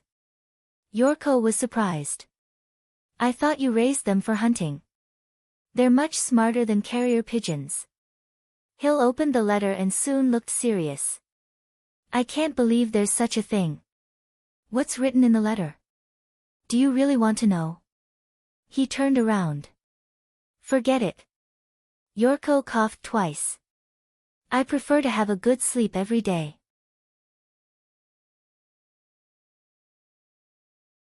Chapter 581. Roland received a letter from the Duke of the Northern Region, Carvain Kant. Along with the letter was a contract with a fingerprint on it, which clearly expressed the Northern Region's loyalty to Roland. The content of the letter was more trivial. First, it asked Roland when the coronation ceremony would be held, so that he could prepare to set off to congratulate him, which was also the custom of every coronation. Second, it asked about the new policy, such as how to implement it, the remaining power of the nobles, the inheritance, and the management scope of the city hall. These were all within Roland's expectations. What surprised him was the last point. At the end of the letter, the Duke made a marriage request to Roland, and the whole page was full of praise for his daughter Edith's beauty and talent, saying that she could handle domestic and foreign affairs in an orderly manner, and that she was the best candidate for the queen. Roland could not help but laugh when he read these words. What are you laughing at? Nightingale's voice came from the direction of the recliner. An interesting, father. He picked up the letter and said, have a look at this. Nightingale came out of the mist and took the letter. After reading it, she frowned and asked, you won't say yes to him, will you? Of course not, Roland said casually. I don't need a political marriage to maintain the stability of the throne. Judging from the letter, I dare not let her into the castle. Otherwise, who knows who will be the king? That sounds like the truth, Nightingale said, obviously relieved. Hey, don't you trust me? It's not a question of trust. You know witches can't. She paused and said, after awakening, we can no longer be considered complete women. I don't think so. Roland shook his head. The infertility would gradually disappear with the development of civilization, and the appearance, physical fitness, and incredible abilities brought by magic power would become more and more important. As long as human beings could survive, the witches would inevitably rise. Fortunately, they were born in human beings and there was no specific way to stimulate their awakening, so there was an opportunity for them to merge. Just as he was about to launch into a long exposition of his views, a flying messenger flew into the room through the open window, and with 2 flutters alighted on the desk. Its claws were tied with a yellow strip of cloth, which meant that the secret message came from the old king's city. Roland swallowed his words. He took out a dried fish from the drawer and threw it to the gray falcon, who was shaking its head for a reward. He then untied the cloth and took out the folded oiled paper. Due to the limited size of the secret letter, the contents were usually very concise. The first sentence of the letter gave him a huge shock. The palace of the Kingdom of Dawn has been infiltrated by a pure witch. Her ability can ignore the god's stone of retaliation. A witch immune to the influence of the god's stone. As far as he knew, only extraordinaires who had strengthened their bodies could do this. Apart from them, there were also senior demons known as magic slayers. Roland continued to read, only to find that the news was more shocking than the previous one. Prince Appin tried to resist, but the guard committed suicide under the control of the pure witch. The church's goal is to stabilize the Kingdom of Dawn so that they can focus on attacking Grey Castle. Otto Luashi and Oro Tokat witnessed all this. The 3 families hope to get your help. He suddenly felt that his plan to recover the southernmost region had to be greatly adjusted. 3 days later. Roland held a strategy meeting in the castle parlor. The attendees included City Hall Director Berev, First Army Commander Iron Axe, Chief Knight Carter, Longsong Consul Perot, Witch Union Representatives Vendi and Agatha, Sleeping Island Witches Representative Sylvie, and Edith, Pearl of the Northern Region. That's the basic situation. Roland roughly described the contents of the secret letter. We can't verify the contents, but if everything in the letter is true, Grey Castle will undoubtedly face the biggest challenge before the Battle of Divine Will. For the sake of safety, the battle plan in the southernmost region has to be temporarily suspended. He looked at Iron Axe. Is there any problem? As the chief hero of the spring offensive, Iron Axe quickly captured Willow Town and Fallen Dragon Ridge according to the plan, so that the gateway town connecting Neverwinter and the southern region fell into the hands of Roland.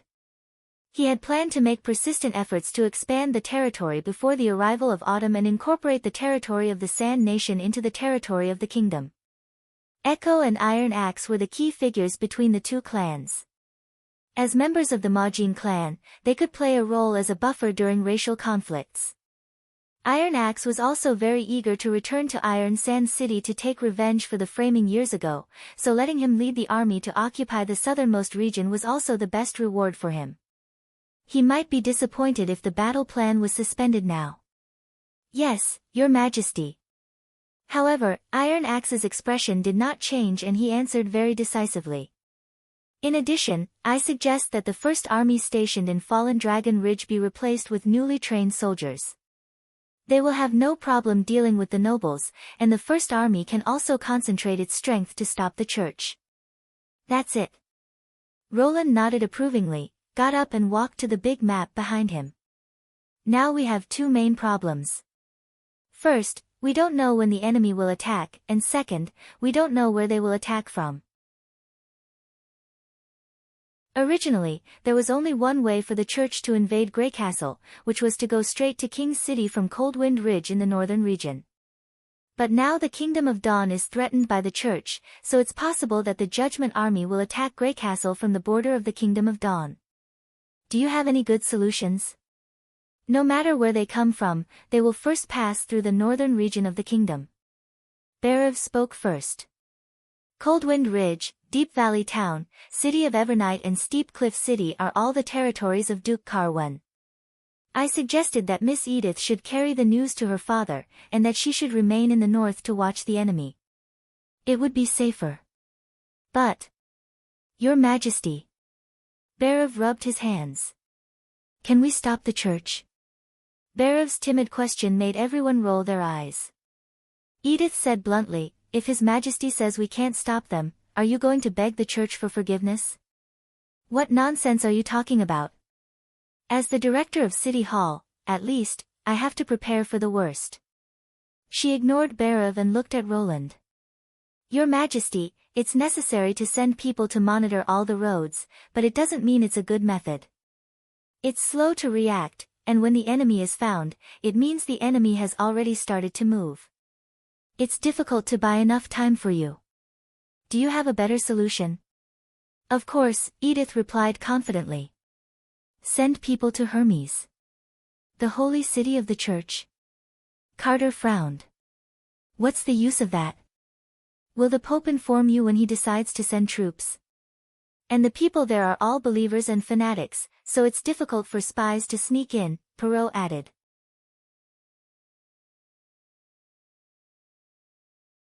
Chapter 582. Go on. Roland could not help but feel interested. The terrain of Hermes is very unique.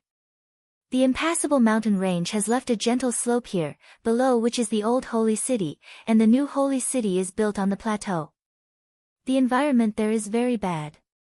In addition to using the natural barrier to resist demonic beasts, it is not suitable for living, let alone reclaiming the land. Therefore, all the food and materials needed by the new holy city need to be provided by the old holy city, but the land of the latter is only enough to feed more than 20,000 people at the foot of the mountain. Edith walked to Roland and pointed to the map. This means that they need to collect food from other places, such as the churches and church organizations in the nearby cities. Most of them will buy a piece of land, or rent wheat fields from the lords to cultivate. Every autumn, dozens of carriages from the four kingdoms will arrive every day, in order to replenish the supplies of the new holy city on the plateau. Now, a small town similar to a market has been formed outside the old holy city, where the carriages can rest and the church can maintain the order of entering the city. In other words, if they decide to send the judgment army on a large scale, they will absolutely not be able to escape the eyes of these merchants. Even if the army has not officially taken action, we can calculate the timing of the other side's action through the changes in the scale of the material transport. When she spoke, her eyes swept over the people present one by one to make sure that they were paying attention to her. The confidence she showed was rarely seen in women in this era. Roland thought, it seems that Carcon's letter was not completely boastful. At least in terms of her demeanor, she is worthy of the title of Pearl of the Northern Region. How do you know so clearly? Barav shook his beard. It's as if you came from the holy city. I lived there for a period of time, Edith replied without hesitation. Because of the convention of the months of demons. What's that? Roland asked doubtfully. He had a little impression of this term, but he could not remember the specific content. You don't know? She blinked. In order to help the church fight against the disaster of the months of demons, the four kingdoms need to send troops to support the holy city of Hermes and fight together with the Judgment Army. Your brother Gerald Wimbledon is the commander of the border army in Greycastle, and I have also fought under him. But there seems to have been an accident last year. I heard that the coalition army of the four kingdoms was almost wiped out, and the Judgment Army of the church also suffered heavy losses. There is such a thing, Perrault echoed. My friend Ren Med completed his knight test there. Does every knight have to fight against demonic beasts to be conferred the title? Roland looked at Carter. Why haven't I heard you mention it? Ahem, this is a tactic often used by knights in small places. Carter spread out his hands and said, the knights of the king's city have their own rules, and in addition to bravery, loyalty, and knowledge are also very important aspects, which can't be proven by just fighting with a ferocious monster. By the way, Your Majesty. Edith did not refute Carter's words but turned to look at Roland. Can you let me observe how your army fights? I've always been curious about how you managed to capture King's City within a day. If I can understand the First Army's fighting style, perhaps I can be of help in future battles. However, this was not a big problem. The current weapons and equipment of the First Army could no longer be imitated at a glance. With the advancement of technology, the increasingly costly nature of war had gradually manifested. Without a complete logistics supply system and industrial production guarantee, even if the enemy was given a batch of guns, they would not be able to use them. Moreover, by showing his strength to the Northern Region loyalists, not only could he boost their confidence, but he could also deter them from having any thoughts that they should not have. Thinking of this, Roland nodded to Iron Axe and said, go ahead and arrange it. Yes. Your Majesty, I suggest that you issue a decree to every town in Greycastle to expel the church in the name of the king. Barav did not want to lag behind Edith. Otherwise, once the war breaks out, the church will become a stronghold for them to devour the kingdom step by step. I'm afraid that not many lords will be willing to do this. Churches are usually big tax collectors, and the power displayed by the church is frightening, so they tend to follow the wind. Edith shrugged and said, this is also the usual behavior of the nobles. It's better than doing nothing. The director stared at her. Of course. Edith chuckled disapprovingly. The Northern Region will fully support this decree. Then let's do it. Roland nodded and said. This may be a difficult battle. Sylvie looked rather worried. You'd better inform Lady Tilly. The witches of Sleeping Island may be able to help you. Hearing her words, Roland could not help but smile bitterly in his heart. Sleeping Island's problems were no less than his own. After sending the information about the Blood Fang Association, he had not yet received a reply from them. If the internal conflicts were not resolved and Tilly led her subordinates to help, Sleeping Island might be in big trouble. However, what Sylvie said also made sense. The most effective way to deal with pure witches with strange abilities was to deal with the witches themselves. I'll write to her. Don't forget to prepare God's stones of retaliation for your common people, Agatha added. During the hundreds of years of the Union, there have been some witches with incredible abilities. Common people without God's stones were defenseless in front of them. One such witch is enough to kill thousands of people. Even flintlocks and cannons won't work. Let's not talk about how easy it is for a witch like Nightingale to get close to your army. Some of her abilities even take effect the moment you see her. Roland was speechless. The first army had 5,000 people including the reserve troops. Where could he get so many God's stones of retaliation? Even if he used the witch's blood to break down the God's stone mine, he was afraid that he would not be able to get enough in a short time. Your Majesty, we can ask the church for these God's stones, Iron Axe suggested. If we only attack the churches and believers, it won't affect the civilians and the nobles won't dare to openly oppose you. In this way, we can realize Lord Barev's suggestion and get a large number of God's stones for free. The corner of Barev's mouth twitched. You mean we'll send the first army to rob them? We'll uproot the enemy's stronghold, just like breaking the fangs of a poisonous snake, he corrected. And Miss Edith will be able to see the first army's fighting style directly. This kind of battle will be more convincing than a drill. I think so too, Edith said with a smile. We'll kill many birds with one stone, Roland finally said. Then let's call it Operation Tooth Extraction.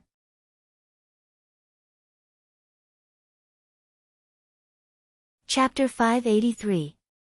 At night, Vendi called all the witches to her bedroom.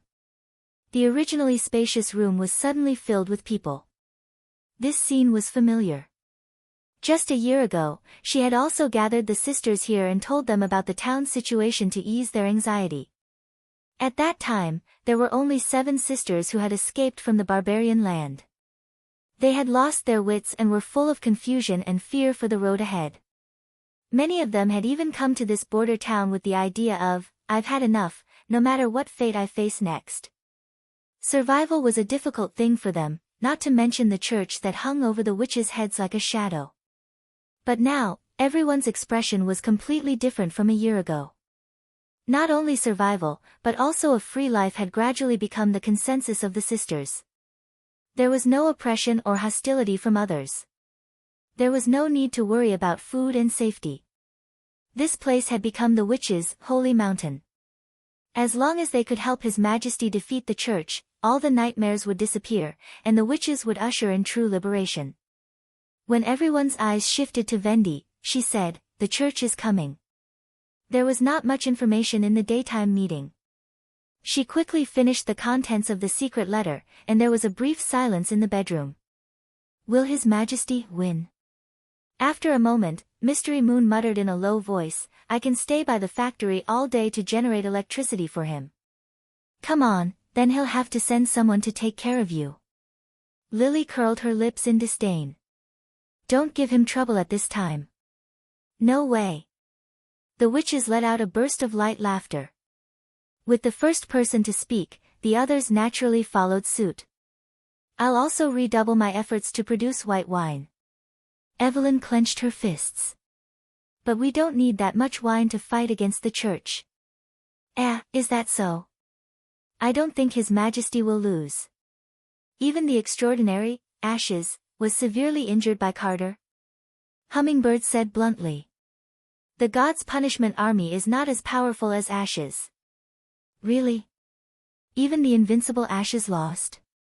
Soft Feathers, who rarely spoke, was surprised. It's not considered a loss. Carter was knocked unconscious and Ashes couldn't move. I think it's a draw.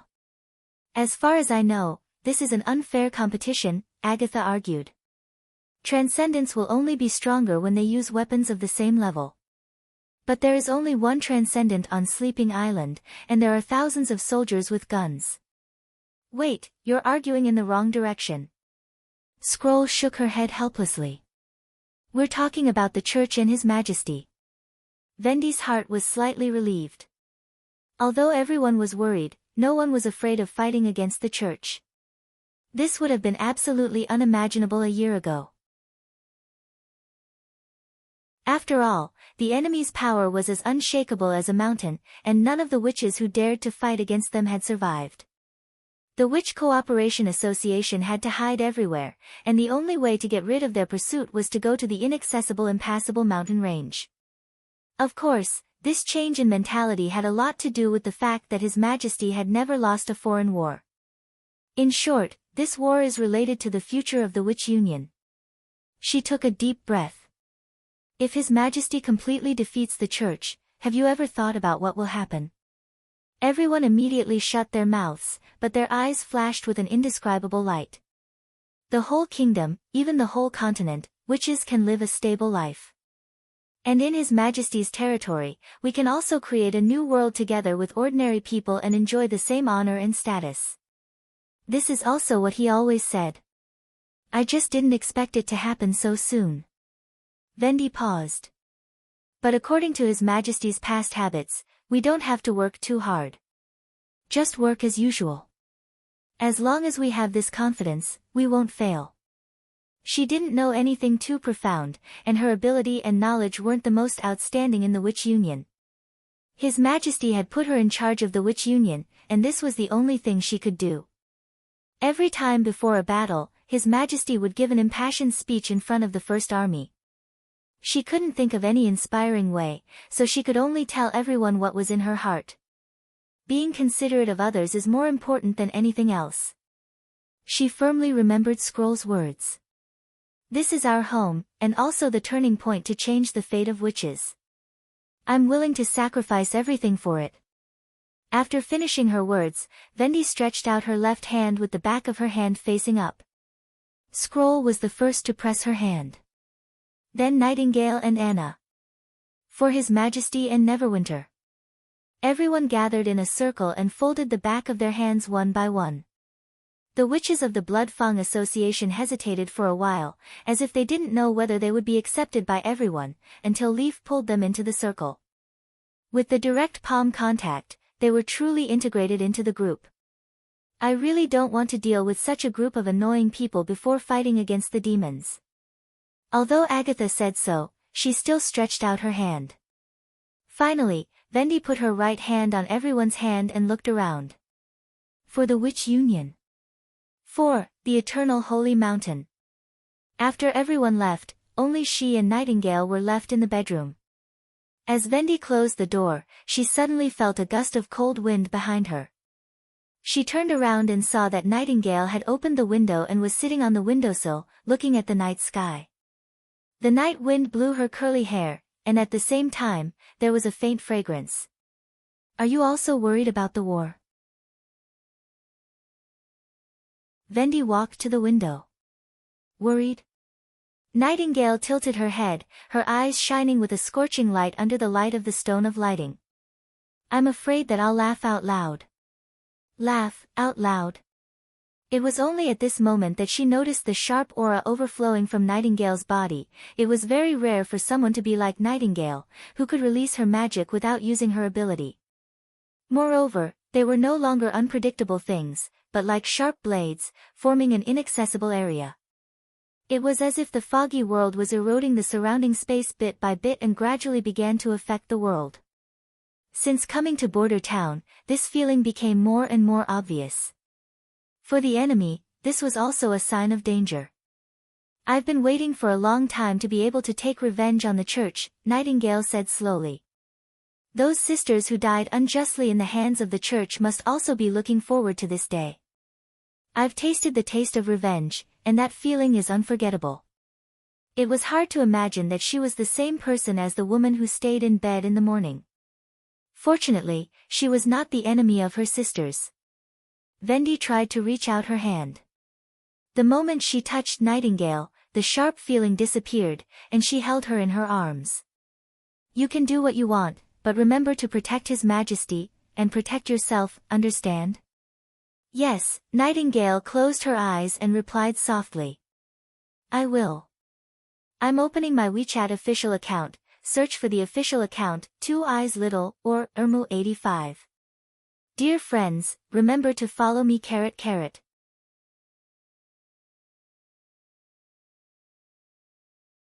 Chapter 584.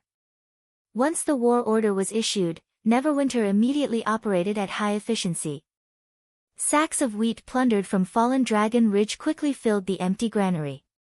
Some of them would be shelled and ground into dry rations, which would be distributed to the soldiers participating in the war. In addition, there were also guns and ammunition. The new recruits recruited during the months of demons had also completed their basic training. Those who performed well would be integrated into the First Army and receive brand new weapons and uniforms.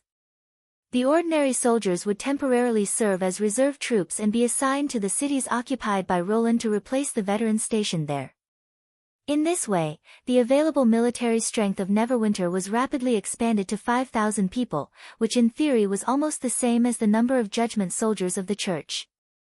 However, due to the limited transportation capacity, the further away from the western region, the fewer people could be sent to the battlefield. Considering that the task of the tooth extraction operation was not difficult, Roland finally set the number of troops to be 1,500, which would be commanded by Iron Axe. In this operation, the advisor department was moved into the system of the First Army.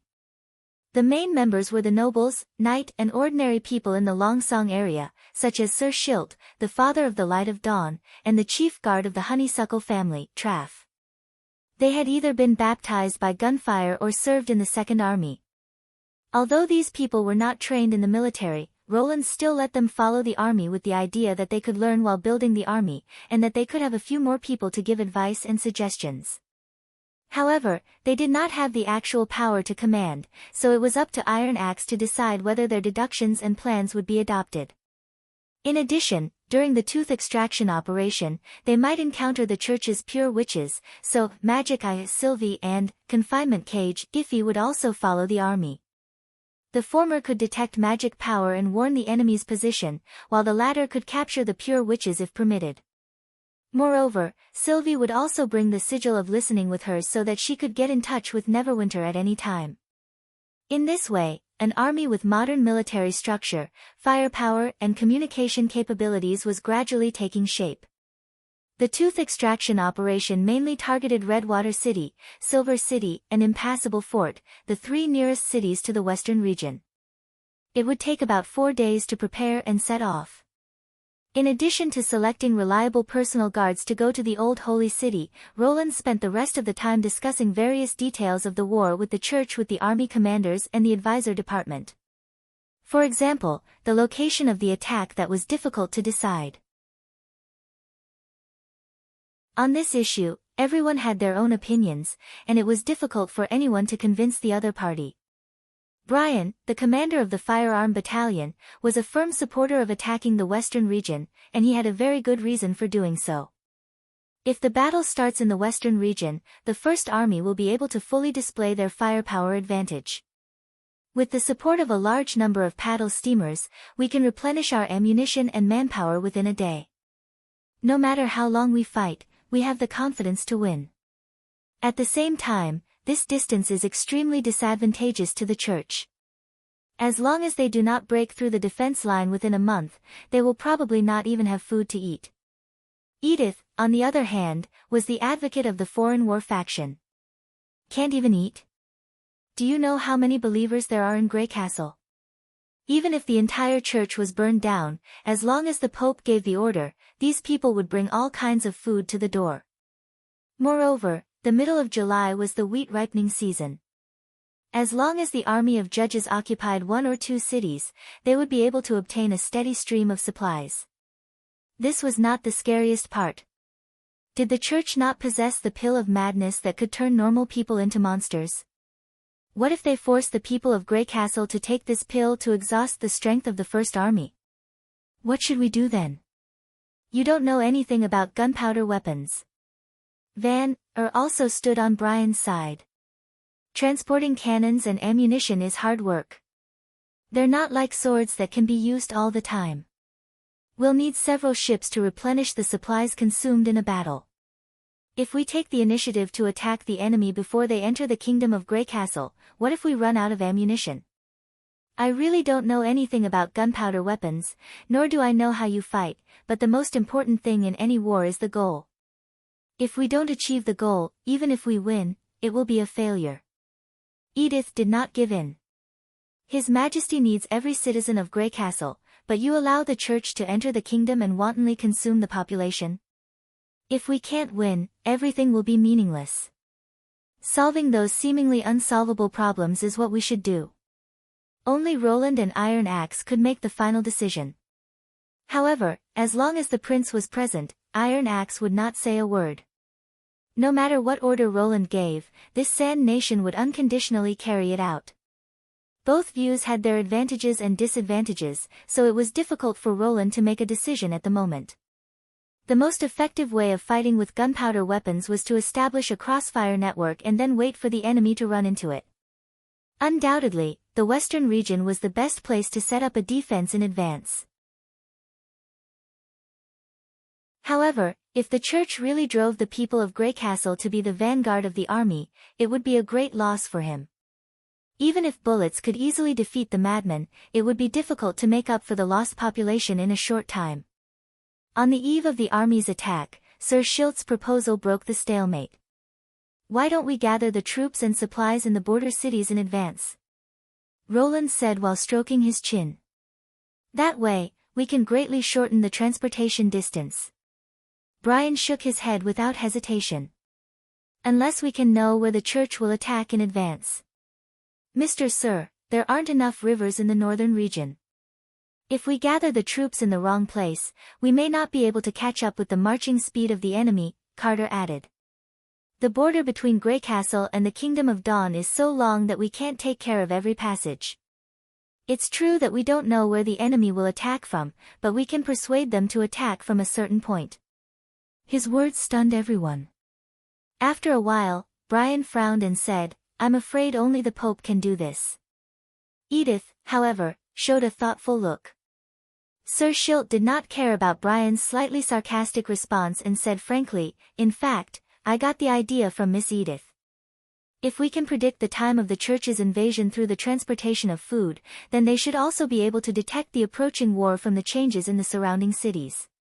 Coldwind Ridge. Edith suddenly said. Exactly. Sir smiled. If we stock up a large number of supplies in Coldwind Ridge and station the First Army in Deep Valley Town, which is the nearest town, won't we have a greater chance of guiding the church's attack route? Why? Brian asked in confusion.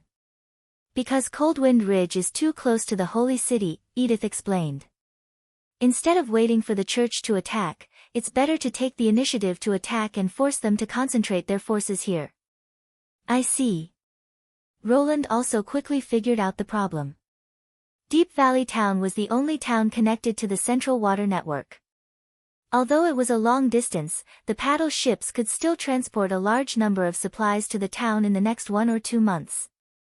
After that, the transport time could be shortened to 3 days by land. It might not be completely enough, but at least it could barely meet the needs of a large-scale battle. Of course, a better way was to directly set up a defense line below Coldwind Ridge and wait for the enemy to attack the position formed by blockhouses, barbed wire, and trenches. What if they insist on not taking this route? Van Er asked.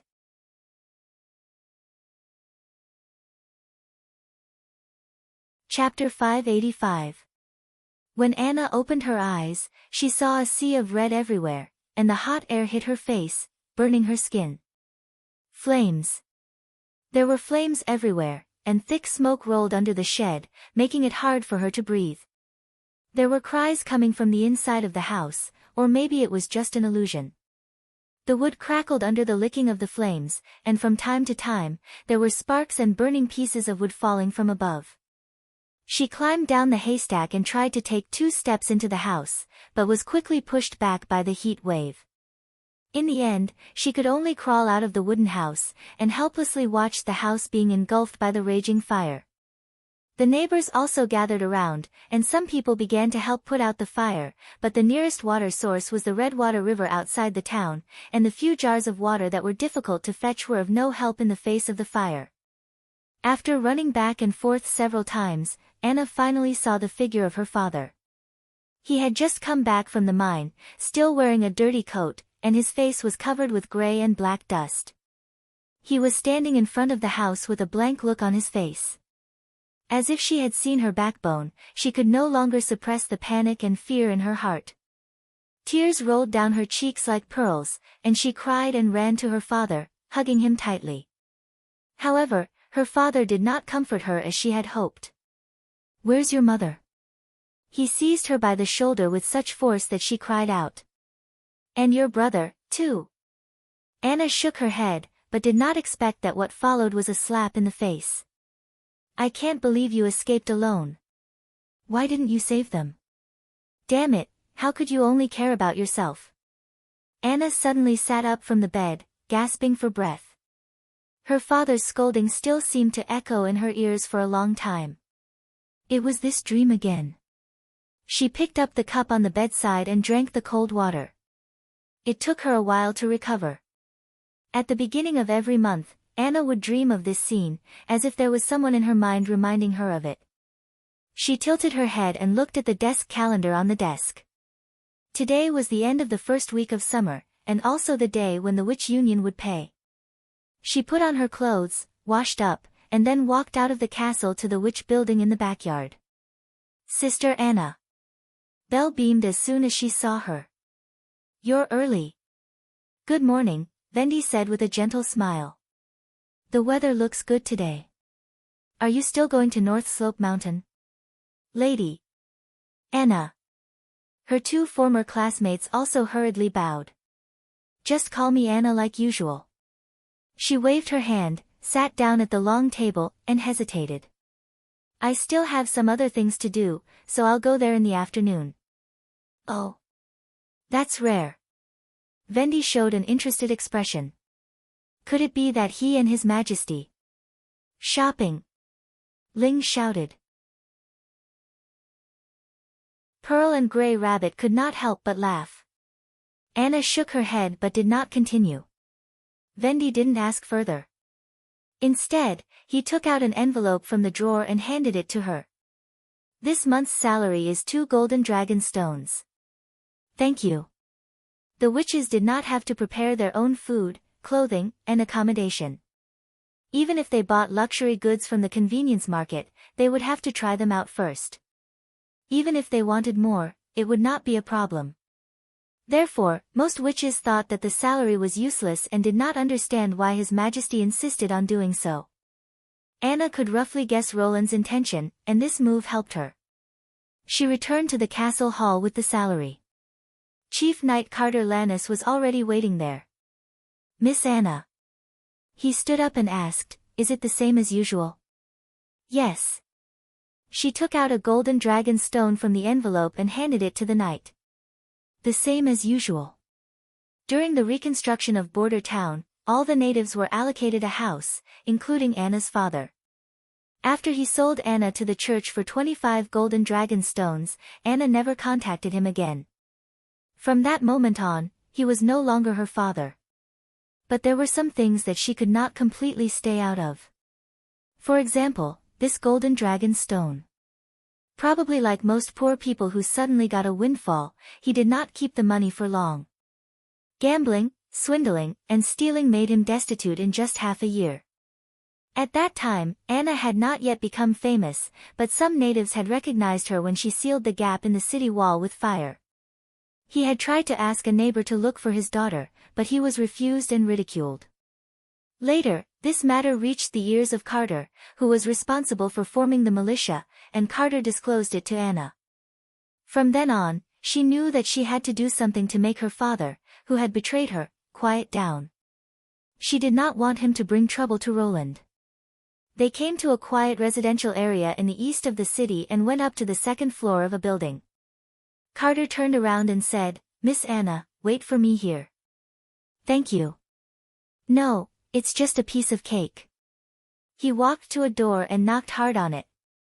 After a moment, the door opened with a squeak. "Ah, it's Sir Knight. Why did you take so long to open the door? Are you deaf?" Carter scolded.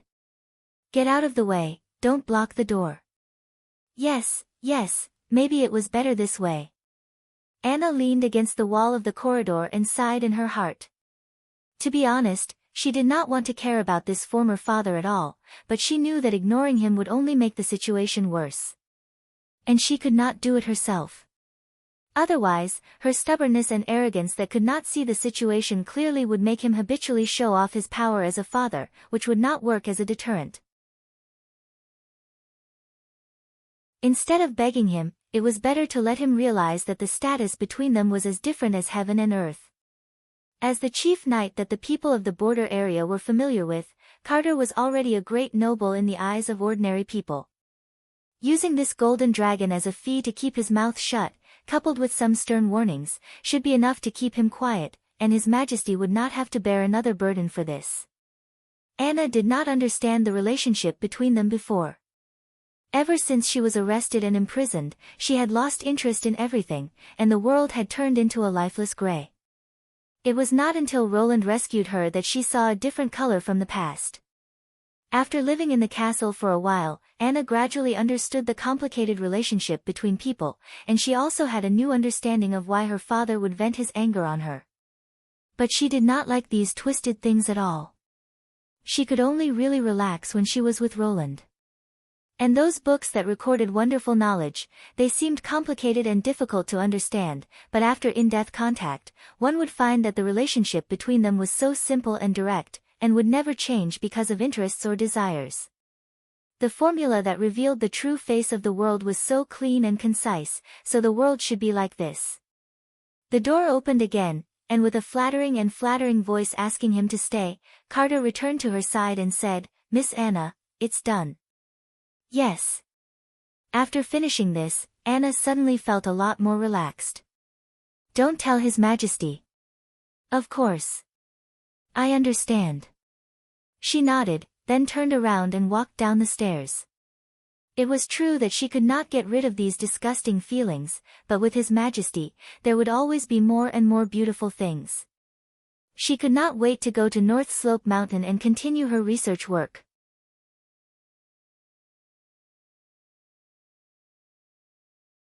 Chapter 586. Returning to Border Town after a gap of nearly 4 months, Lotus had a new feeling. The town seemed to be constantly growing. Even the heavy snowfall did not stop its expansion. This feeling was particularly obvious every time she stepped on the Redwater Bridge. Rows of factories were arranged neatly on the south bank of the river, while the dock area on the opposite side had expanded by several times. At any time, one could see many stone boats dragging black smoke back and forth on the river, covering the originally sparkling surface of the river. It's much more lively here than on Sleeping Island. Honey leaned on the railing of the bridge and looked down. There are as many people as ants. I think so too. She remembered that when the bridge was first built, she didn't understand why His Majesty wanted to make the bridge so wide and felt that it was a waste of materials. Now it seemed that this decision was just right. There was an endless stream of people shuttling back and forth on both sides of the river. From time to time, some people would look at them, seemingly very curious about their dress and appearance. If they were in other cities, Lotus would probably have to think about how to escape. In addition to these obvious changes, there were also many improvements in life. For example, the heating system that made people feel warm just by listening to it, the electric lights that could bring bright light at night, and the new food that could replace ice cream bread and so on. She could listen to Evelyn and Candle talk about these all day, but they were not the most surprising things to Lotus. In fact, what made her feel that the biggest change was the relationship between witches and ordinary people. This could be seen from the tavern opened by Evelyn. The tavern was funded by the Witch Union, and Evelyn served as the manager and bartender, mixing novel and delicious drinks for the guests who visited the western region. It was said that this was also His Majesty's idea. Rather than letting the witch's salary stay in the drawer, it was better to take it out and do some business. Lotus had once been invited by Wendy to drink 2 glasses of iced cider there. The taste was really good. It had a mellow aroma that ale didn't have, and it was mixed with a strong fruity flavor. It was served in a transparent crystal glass, and showed a clean light green color. It looked quite tempting. Moreover, the environment was not as noisy and chaotic as an ordinary tavern. The customers were basically sitting at their own tables, drinking and chatting. The floor, tables, and wine utensils were clean. If it were not for the row of wine barrels behind the bar counter, she would not have associated this place with a tavern. Of course, this was also related to the high price of the drinks. Evelyn stood in front of the bar and chatted with the customers like any other manager. No one scolded her because she was a witch. On the contrary, many foreign businessmen came to drink out of curiosity. Ren had rarely seen her smile so happily. It was obvious that she really liked this job. Lotus remembered that before she left, most of the witches' activities were basically within the castle area. If they needed to go out, they would generally be followed by His Majesty's guards. But now, they had gradually integrated into every part of the town. It was inconceivable that the western region could undergo such great changes in just one winter. The conversation with Vendi at night had also given her a deeper understanding. Perhaps this was the reason why the witches of the Alliance were willing to sacrifice everything for this. Not only were they building Neverwinter for His Majesty, but they were also building their own homes. Let's go, Lotus pouted at Honey. If everything goes well, we can finish the transformation of the estuary today. Oh. When the last piece of rock sank into the ground, Lotus wiped the fine sweat on her forehead and let out a long sigh. Awesome, Honey applauded. You actually opened a path in the mountain. A row of birds squatting in the treetops above her head also chirped. Of course, Lotus said with a proud smile. There's nothing I can't do. Different from the reefs surrounding Sleeping Island, the rock layer here was much deeper and harder, so it took a lot of magic power to sink. Fortunately, she did not need to turn the whole mountain into a flat land. According to His Majesty's plan, she only needed to open up a path that could allow 5 or 6 carriages to pass side by side. With the experience of the Iron Bridge, this time she would not think that such a spacious path was superfluous. Since the hills were more than 40 meters higher than the sea, there was only one fastest way, which was to sink the ground little by little until it became a long gentle slope. In order to make it convenient for carriages to pass, she also deliberately pressed the surface rocks into a straight road, so that even if it rained, there would be no puddles of varying depths. Now, as long as she stood on the top of the slope, she could see the golden shoals and the blue sea on the opposite side.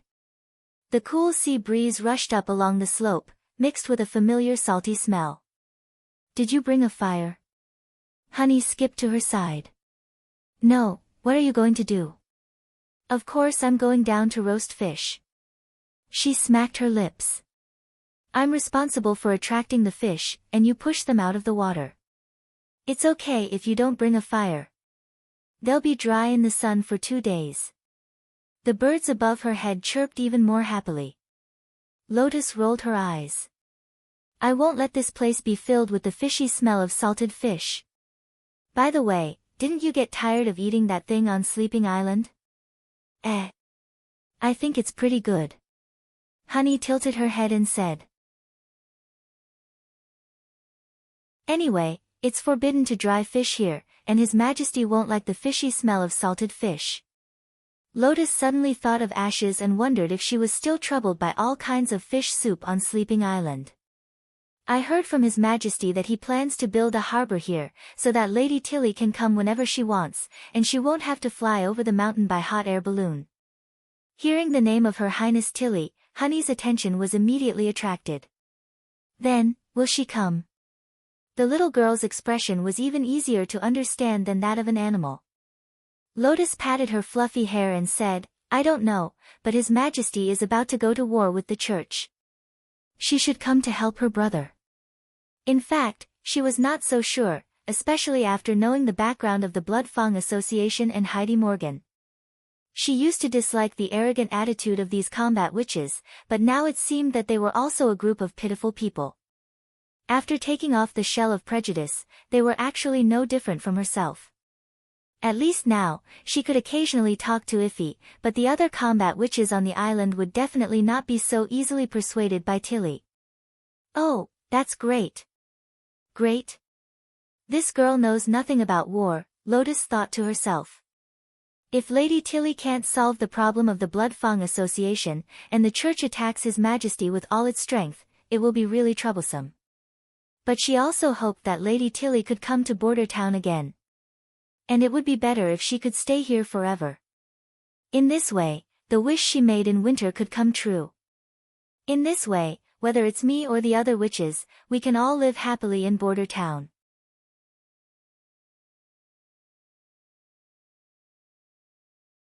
Chapter 587. 3 days later, 1,500 soldiers of Operation Tooth Extraction boarded ships and set off for their first target, Redwater City. At the same time, according to the policy set in the strategy meeting, the other soldiers of the First Army also escorted ammunition and food to the northern region. They would follow the inland water network, pass through Redwater River, King City Canal, and San Juan River, and finally arrive at Deep Valley Town. In order to cope with such a large-scale deployment of troops, in addition to all the paddle steamers in Neverwinter, Roland also rented 30 sailing ships from Marjorie's Chamber of Commerce to transport war materials. In this way, he could deliver 3,000 soldiers and corresponding artillery ammunition to the northern region within a month, that is, before the arrival of July. If it was in the future, the transport scale of thousands of people would probably be completed by 3 or 4 river liners. But in this era, it was already an incredible pioneering work. After the Operation Tooth Extraction obtained enough God's Stones of Retaliation, the vanguard would also go to the northern region. Eventually, 4,500 soldiers would be gathered in Deep Valley Town and the church would be forced to fight in Coldwind Ridge. Of course, there were contingency plans. One was that the church moved extremely fast, such as sending a small number of God's Punishment Army along the impassable mountain range all the way to the south and directly to Neverwinter. The other was that the enemy abandoned the Holy City and entered the kingdom from the border between the Kingdom of Dawn and Grey Castle. The 500 soldiers staying in Neverwinter were to guard against the former. Defending the city would always give them a certain advantage, especially with the support of 152 mm long song cannons. But the latter was a lose-lose situation. The First Army had to turn to a war of attrition, the Church would lose the Holy City of Hermes and suffer a heavy loss of faith and status, and Grey Castle would also lose a large number of people. Fortunately, the possibility of the second situation was very small. Without the Holy City, the Church would completely lose its foundation, and Grey Castle would still have a chance to recover after losing its population. As long as the Pope was not crazy, he would not use such a suicidal method. Edith Conte, the Pearl of the Northern Region, also left with the First Fleet. Please rest assured, Your Majesty. I'll write to my father and ask him to take out half of the stored food in the northern region for the soldiers. The Lord of Deep Valley Town will also fully cooperate with all the requirements of the First Army. Aren't you going back to the north? Roland asked. Compared to going home, I'd rather follow the First Army and participate in the upcoming battles. Edith stood at the side of the ship and raised her hand to flutter her long hair. She then placed her hand on her chest and saluted. I'll leave my brother in your care. I'll take good care of him. Thank you, Your Majesty. Then, I will wait for you in Deep Valley Town, when the real war comes. After the ship left, Nightingale's dissatisfied voice sounded in Roland's ear. Tisk tsk, this is obviously a battle of life and death, but she makes it sound like a lover's date. Ahem, really? You can't tell. That action of raising your hair. It's not like there's a strong wind blowing right now, it's practically unnecessary. Nightingale snorted coldly. Of course, we can't rule out the possibility that she's already used to behaving like this to men. It's already an instinct. Are you still worried about that letter? Roland shook his head, not knowing whether to laugh or cry.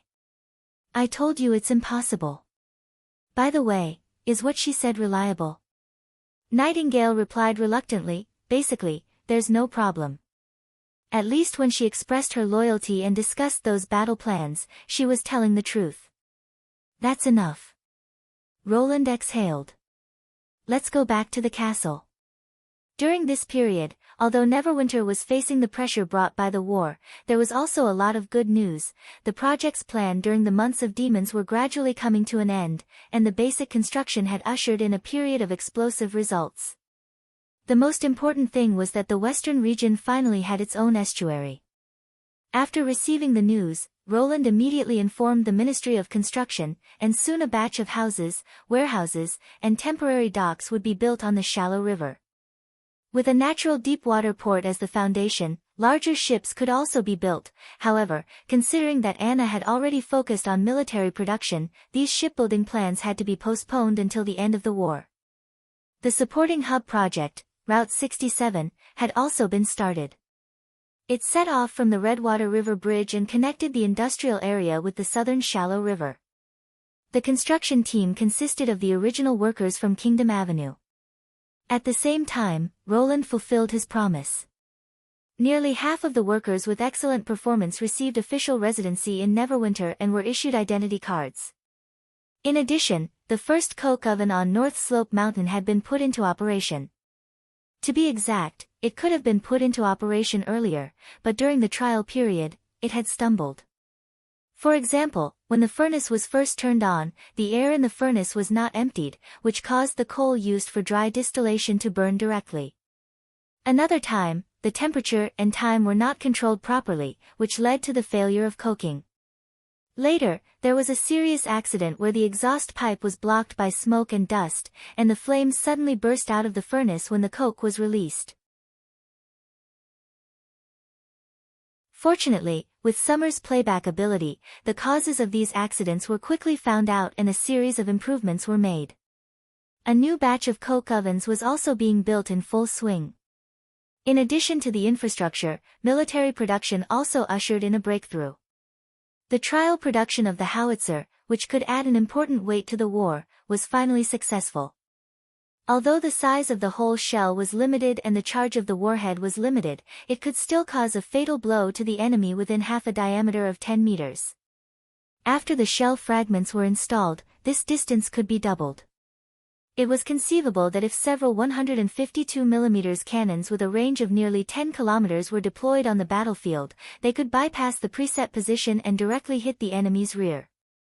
People in this era had never experienced the terror of the King of War. The shock wave and shell fragments of the howitzer were absolutely destructive to the mass of enemies without any cover. Unfortunately, such a heavy thing could only be transported by hummingbirds. In the absence of hard roads, only 2 howitzers could be deployed at a time.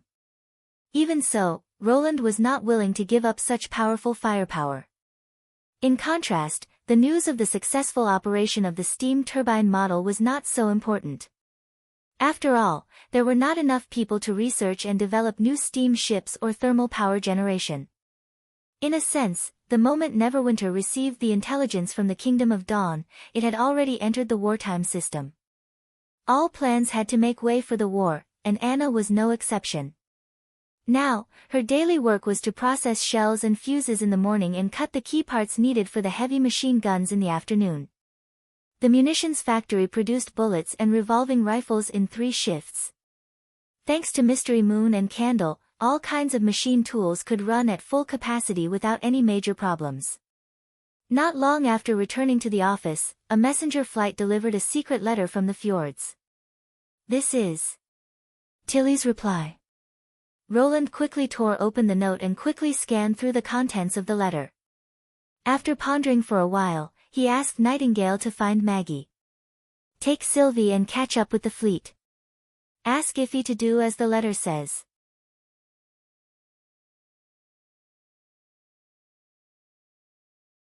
Chapter 588. After 2 days of sailing, villages and farmlands appeared on the desolate green field, and the city wall of Redwater City gradually appeared in front of the advance army. As the largest city on the Redwater River, it had a population and resources comparable to the old King's City. If it were not for the fact that Silver City had so many minerals, perhaps the ancestors of Wimbledon would have chosen Redwater City as the King's City instead of the current City of Dawn. Brian raised the telescope and observed for a while. "What should we do when we arrive at the dock? Should we use the warship's cannons to intimidate them?" That may arouse the hostility of their lord. Our primary target is the church. Everything else can be put aside. Iron Axe shook his head. According to your diplomatic process, we should first submit the document. After the fleet docked at the suburban dock, it immediately caused a commotion. As the soldiers lined up outside the dock, the city gate was quickly closed, and even the moat's drawbridge was pulled up. After Brian sent someone to deliver the document, he soon got a reply. The other side said that His Excellency welcomes the arrival of His Majesty's army, but needs to first send an envoy to the city to explain the situation. After understanding the situation, he will open the city gate and let us in, the soldier reported. What situation? Didn't the document make it very clear? Brian said unhappily. We are only targeting the church. Does he want to let those swindlers escape? Is this also your rule? Iron Axe turned his head and looked at the accompanying staff members. For nobles, it should be so, Perot's chief bodyguard Trav replied. After all, His Majesty is not here in person, and Redwater City is not under his jurisdiction. It is normal for the other side to have a suspicious attitude. As long as we send an envoy of suitable status to explain in detail, it will be fine. Suitable status? A big family that can be trusted by the Lord, Trav explained. For example, Honeysuckle in the western region. Iron Axe, Brian, and Vanner looked at each other. Before becoming the commander of the First Army, one of them was a Sand Nation, and the other two were civilians. Not only did they know nothing about noble communication, but they also did not have the status to talk to the lord of the city. If you ask me, it would be easier to just blast open the city gate, Brian said angrily. As long as they take 2 shots, they will know what is the right thing to do. Let me do it, Edith said. The Kant family is an aristocratic family in the northern region. My father is also a duke. It won't be a problem for him to be the messenger. What if this is a scam? Vanner said hesitantly, for example, the Lord of Redwater City has long colluded with the church. He will catch you after you go in and force us to retreat. That won't do him any good, and you won't do it either, right? Edith smiled and said, any noble with a normal brain wouldn't think of attacking the messenger. It would only arouse the resentment of other nobles, and it wouldn't affect the overall situation. If he was really in cahoots with the church, he would have sealed the city and started a war. In fact, up until now, they have not set up a bonfire or heated oil at the top of the city walls. I'll go with her, Sir Schultz said. At least I used to be a knight. If there is any danger, I can take care of her. Although I appreciate your concern, the Pearl of the Northern region doesn't need anyone to take care of her, Edith said confidently. Let's take a team of soldiers, Iron Axe finally decided. Once we hear the gunshots, we will attack. An hour later, the city gates slowly opened and the drawbridge was lowered.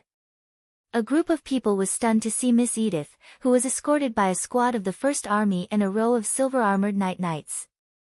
Then, a chubby middle-aged man walked out. Although the man was dressed luxuriously, his manner seemed to be flattering her.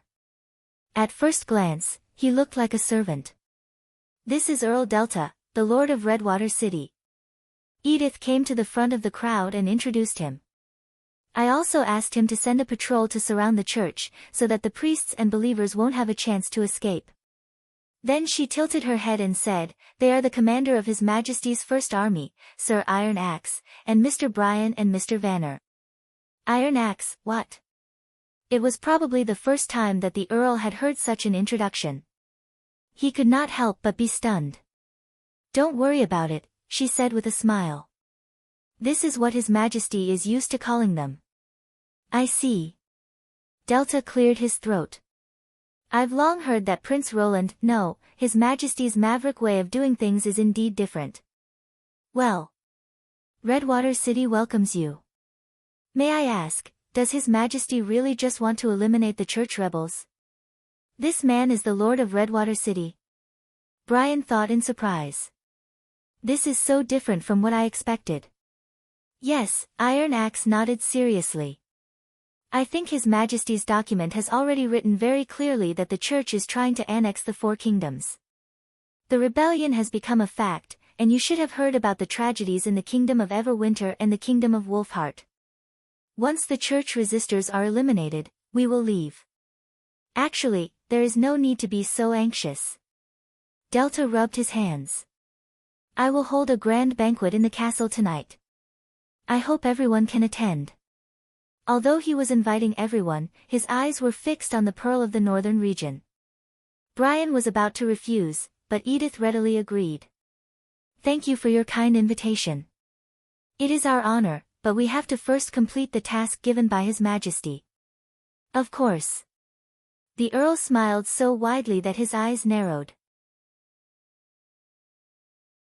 Under the guidance of the knight, the First Army began to enter the city in an orderly manner. While the Earl was not paying attention, Brian walked to Edith and asked in a low voice, "Why did you agree to his invitation? He seems to have bad intentions." This is a common communication between nobles. It would be too rude to refuse, she said disapprovingly. Although I don't know why His Majesty completely excluded the nobles from the army, you are now representing His Majesty, so it is naturally impossible for you to completely refuse these things. And now that you have a good relationship with him, it will be much easier to recover Redwater City in the future. As for his bad intentions. She curled her lips and said, "Can a male noble show any other expression?" Ah. Brian was speechless for a moment. After a long time, he sighed and said, "Do you usually live like this?" "Apart from being a little boring, there is nothing bad about it," Edith said with a hint of sarcasm in her tone. "Why, have you never envied the life of a noble?" "I." He opened his mouth, but could not answer. Suddenly, there was a commotion in front of them. It seemed that someone was shouting something, and at the same time, there was the sound of gravel hitting the ground. "What happened?" the Earl asked loudly. Iron Axe had already raised his right hand and clenched it into a fist. "All troops, listen up. Be on guard." The troops immediately stopped moving. The soldiers uniformly took down the rifles on their backs and quickly changed from a column to several horizontal lines.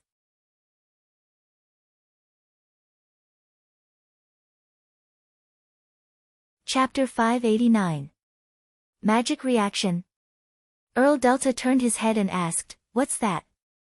"Tell your knight to get out of the way." Brian roared at him, not caring about etiquette.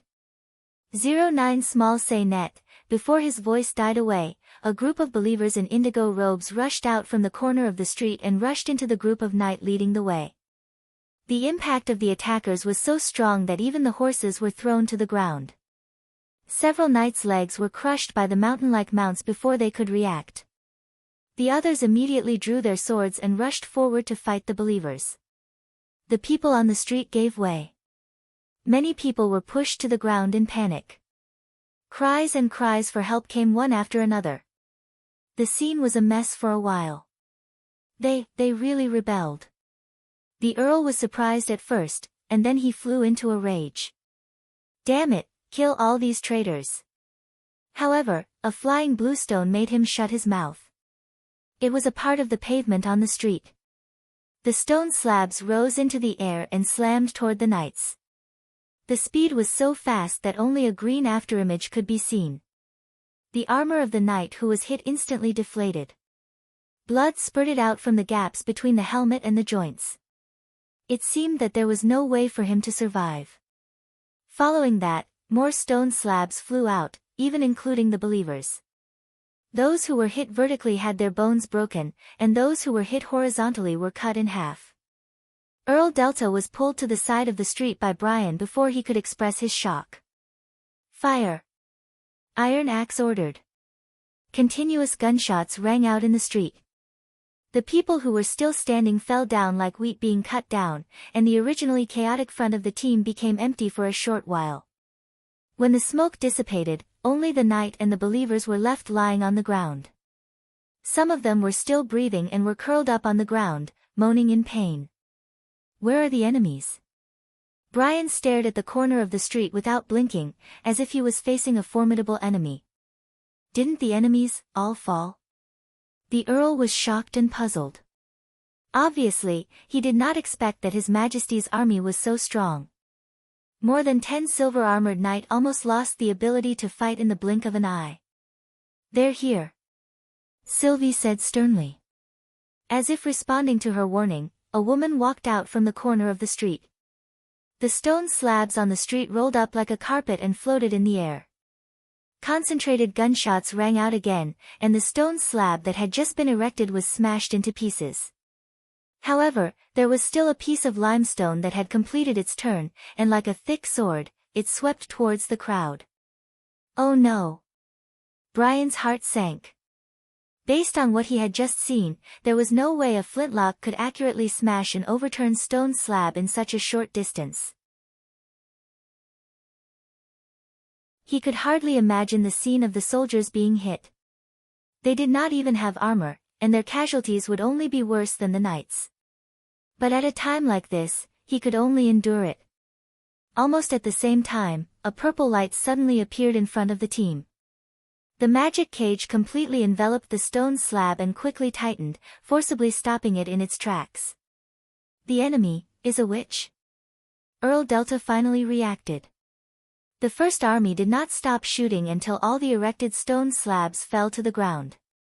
The thick smoke obscured their vision, and the air was filled with the choking smell of sulfur, but no one dared to rub their eyes or cough. Except for the sound of reloading, the scene was frighteningly quiet. "Miss Sylvie?" Iron Axe asked. "The magic is gone," she said slowly.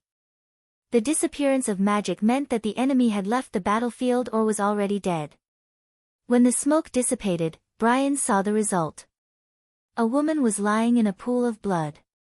Her dark green curly hair was soaked in the blood and looked even darker. Brian let go of the Earl, who was still in shock, and walked in front of her. Her red and white priest robe revealed her identity without a doubt. There were 2 palm-sized wounds on the chest and abdomen of the pure witch, and reddish-brown blood clots were still flowing out. Probably because the bullet had penetrated the stone slab, it had directly penetrated her body. There were many scars on her arms and legs, probably caused by flying gravel. Rolling up the green stone slabs on the street as a shield, and then using the remaining stone slabs as weapons to attack the enemy. Even if the enemy had a god stone of retaliation, it would be difficult for them to get close to her. It was a very correct method, but she did not expect the power of the flintlock.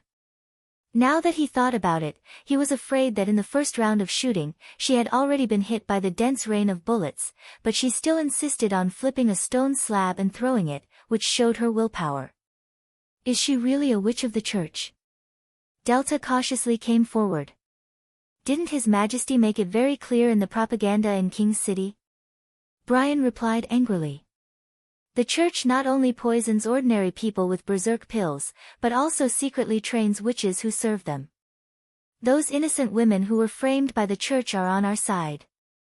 Haven't you heard anything about it? I have, but it's really unbelievable. This is nothing. The church has done many despicable things. Of course, the nobles are no better. Brian thought in his heart, but did not speak again. Edith was also shocked by this short conflict. It was the first time she saw the fighting style of the flintlock troops. From discovering the target to defeating the enemy, the whole process was like a storm, and the soldiers only needed to stand still. His Majesty's army had already gained the upper hand in terms of physical exhaustion. It was conceivable that the larger the scale of the battle, the more obvious the advantage of using flintlocks. There was no doubt that the form of war with thick armor and sharp blades had been completely changed. Thinking of the roaring machines in the western region that were constantly producing such weapons, Edith knew how terrible the war potential of His Majesty's territory was. Edith did not come to her senses until Iron Axe ordered the troops to move forward. But she was even more determined in her heart. Her choice was right. The First Army turned the corner and soon arrived at the door of the church. There were already many corpses lying on the ground, and they were basically from the patrol team. The cause of the incident was quickly found out. Just as the patrol team was following orders to lock down the church, more than 200 berserkers suddenly rushed out and scattered the Thane's men. Some of the believers stayed behind to tangle with the patrol team and create chaos in the outskirts of the city, while others directly broke through the city gate. Fortunately, the First Army was less than 100 meters away from the church at that time and happened to run into the pure witches. Had they been a quarter of an hour late, the pure witches would have probably escaped in the chaos. Brian led the troops into the church and quickly cleaned up the remaining resistance inside. Then it was time to loot. According to His Majesty's request, the documents, letters, and supplies of the church had to be looted completely. Under Sylvie's instructions, the soldiers blew up the heavy iron door of the basement with a small bag of explosives. When the door slowly fell down, the people present could not help but stare at it.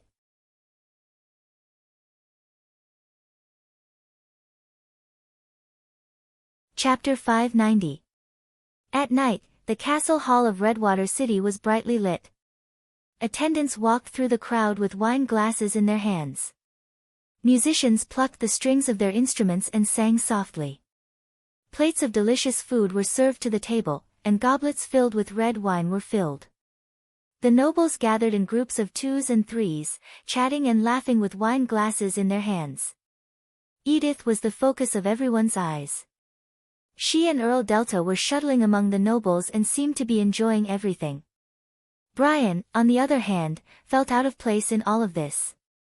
The neckline of his shirt was choking his neck, and the tight black jacket made it difficult for him to even stretch his arms.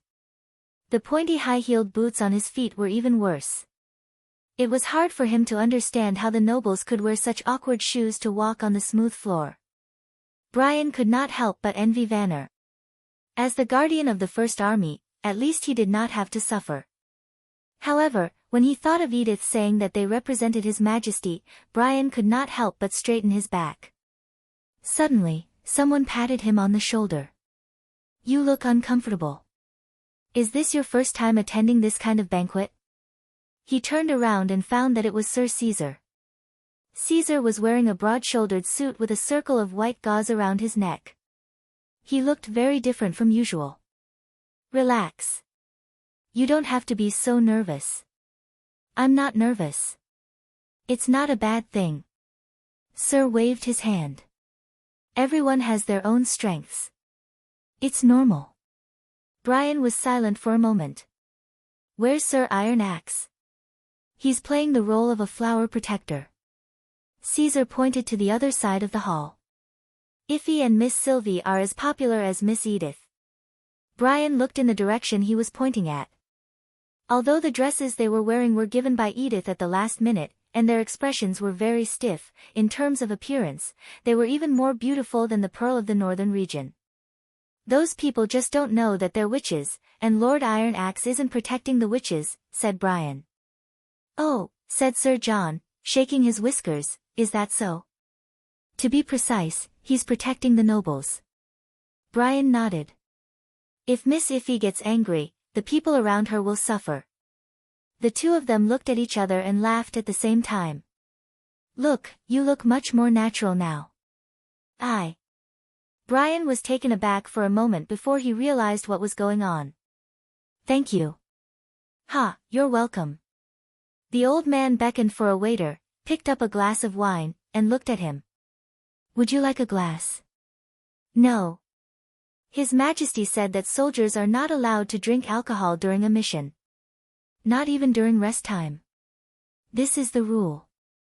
"Well," he said, "drinking alone. That's a pity." "Do you think?" Brian hesitated and asked, "What Miss Edith said is true? For example?" "The knight represents His Majesty when he's outside. Out of courtesy, I shouldn't reject such an invitation." Something like that." Sir nodded. Brian suddenly felt a little depressed. "I may not be suitable to be a knight. I can't be as relaxed and natural as she is on such occasions." "That's normal." Sir shrugged. "Some people are born to be good at it.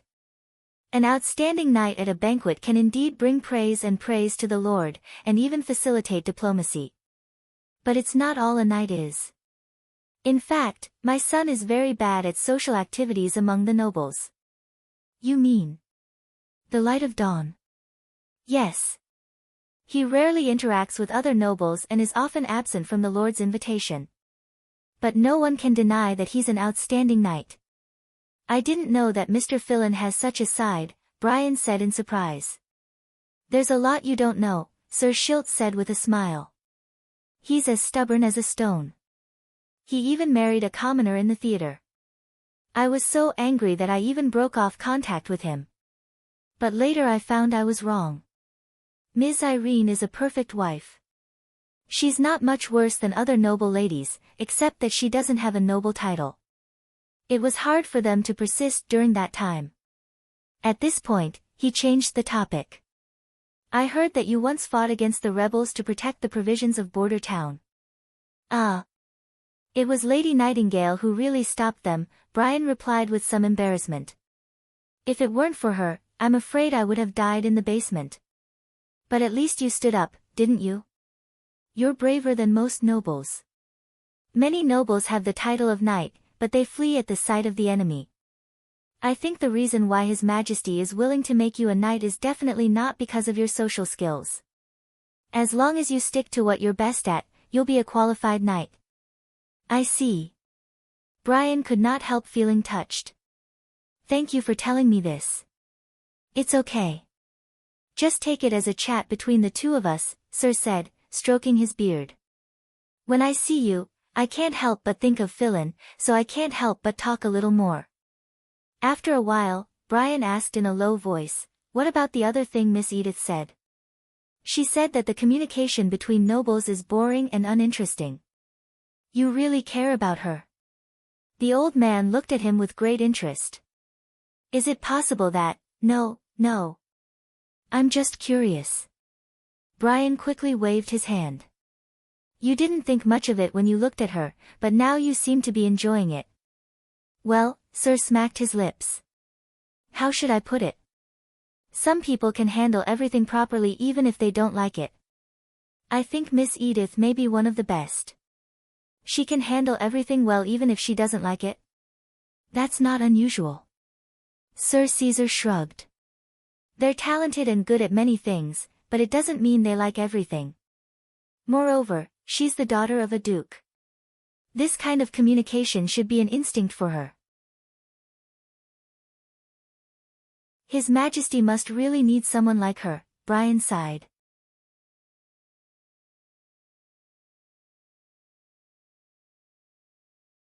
Chapter 591. A storm was brewing in the sea east of the Fjords Islands. The grey clouds were very low, and lightning flashed through them from time to time. The dull thunder seemed to come from far away, like the angry roar of the gods. Heidi Morgan's mood was as bad as the weather. It had been more than 2 months since she sent Iffy and Soft Feathers out, but there was still no news from them, which made no sense. It might be difficult to send messages because of the long distance between the two places, but as far as she knew, Honey was also in the western region of Greycastle. All she needed to do was threaten the little guy and snatch an animal messenger. Could it be that something had happened to the territory of that lord? Heidi closed the window irritably to shut out the roaring sea wind. Recently, the situation on Sleeping Island had become more and more unfavorable for her. Since Tilly opened the sleeping spell, the non-combat witches had been on her side, and it had been proved that the Fjords people really needed assistant witches more than combat witches. After all, there were not many enemies on this island, and the Chamber of Commerce mainly hired witches for business or to open up waterways. As a result, the status of this group of weak witches rose steadily, and they had a tendency to compete with the combat witches. There were also common people. Damn it, why didn't I think of this at the beginning? Heidi thought bitterly. There were only 2 factions on the island, and as long as she always spoke on behalf of the combat witches, she would not be much weaker than Tilly. But now, more and more ordinary islanders moved here, and the forces gradually became 3 factions. Influenced by the Chamber of Commerce, the latter almost only recognized Tilly, which could be seen from the fact that she had to leave the island every few days. Especially after gaining the support of Thunder, she had become a VIP on other islands. Thinking of this, she would feel an inexplicable anger in her heart. Building a good relationship with the common people and promoting integration. This is simply a trick to strengthen my own power. Tilly has deceived everyone. She is selling the home of witches to the common people. If this goes on, I will never be able to replace Tilly Wimbledon. It was the first time that Heidi had no idea what to do with a young girl in her 20s. Her desire to entice the combat witch to leave Sleeping Island grew stronger. Just when she was about to go to Camilla, the butler of Sleeping Island, to ask when she could let the charming beauty go to the western region again, the door was suddenly pushed open. "My lord, it's bad." Skyflame rushed in and said anxiously. "What happened?" As her right-hand man who had been with her for the longest time, Skyflare rarely showed such a flustered expression, which made Heidi feel a little strange. "There's a new witch on Sleeping Island. I heard that her name is Annie." So what? Heidi was confused. Ever since the merchants spread the news of Sleeping Island, it was not uncommon for wild witches to come to them from time to time. "She's from the kingdom of Wolfheart," Skyflare said in a low voice. "I've seen her before." A clap of thunder suddenly resounded in the sky. Heidi's heart could not help but tremble. She soon realized what Zhang Heng meant by bad news. "You mean, she's a failed candidate rejected by the Blood Fang Association?" "That's impossible. Could it be just the same name?" "I thought so at first, so I hid in the crowd and peeked at her. Although she was carried into the Summer Palace, she did look very similar to Annie from a few years ago." "Are you sure?" "My lord, I'm not sure about other witches, but Annie is different. She had a partner, who is now Iffy, with her." Skyflare gritted her teeth and said, "Iffy cried all the way and asked to go back because of this, so I remembered her appearance." "How could this happen? Shouldn't they all be?" Heidi grabbed Skyflare's collar and asked, "Did you let her go?" "No, my lord, I did what you asked me to do." Skyflare defended herself. "Please believe me, I'll never betray you." Heidi stared into her eyes for a while and then slowly let go of her. "You just said that she was carried into the Summer Palace. What happened?" "She seems to have contracted the cold plague, and it's quite serious." Skyflare took a breath and said, "Someone has already sent for Della." Della's ability could cut off the pain and restore peace, but it could not cure the cold plague. Heidi walked back and forth in the room for a while and asked, "Tilly isn't on the island, is she?" "Yes, she went to Twin Dragon Island 2 days ago. It seems that she's busy with the sea exploration." Heidi stopped and said, "Summon Nightfall and ask Shaji to inquire about the situation. She hasn't seen Annie before, so she's not afraid of being recognized." "Yes." It was raining heavily, and the heavy rain hit the window with a pitter-patter. Heidi sat at the table without saying a word, while Skyflare and Nightfall stood quietly beside her, waiting for her next order. The atmosphere in the room was quite gloomy for a while. Suddenly, there was a rush of footsteps outside the room. The door was opened and closed. Shaji, who had just returned, leaned against the door, took off her wet raincoat and straw hat, and let out a long sigh. "The witch called Annie has fallen asleep, but Della said that her condition is not ideal. The cold plague has already damaged her lungs, and it should be more than 1 or 2 days before the outbreak." "Really?" Heidi's voice was terrifyingly gloomy. "What's Camilla going to do?"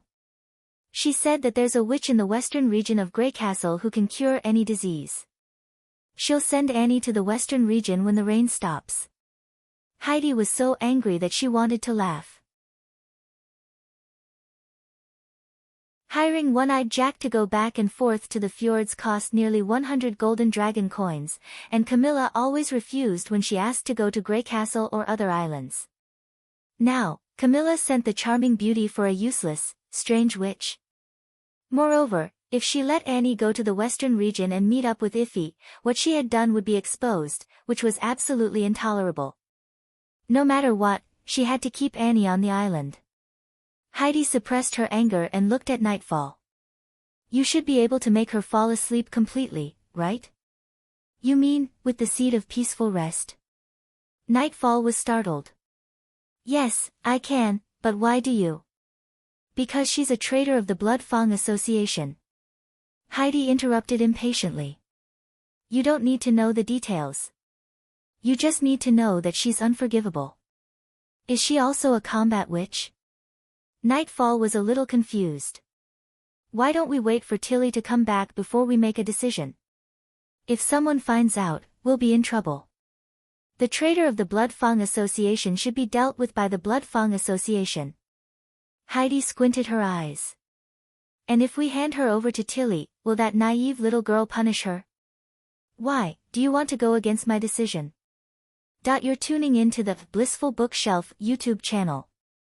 We're so grateful for your support, and don't forget to subscribe to join us on this incredible journey through captivating stories.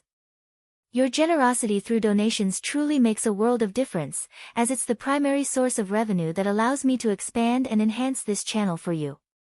Thank you from the bottom of my heart for being a part of this adventure.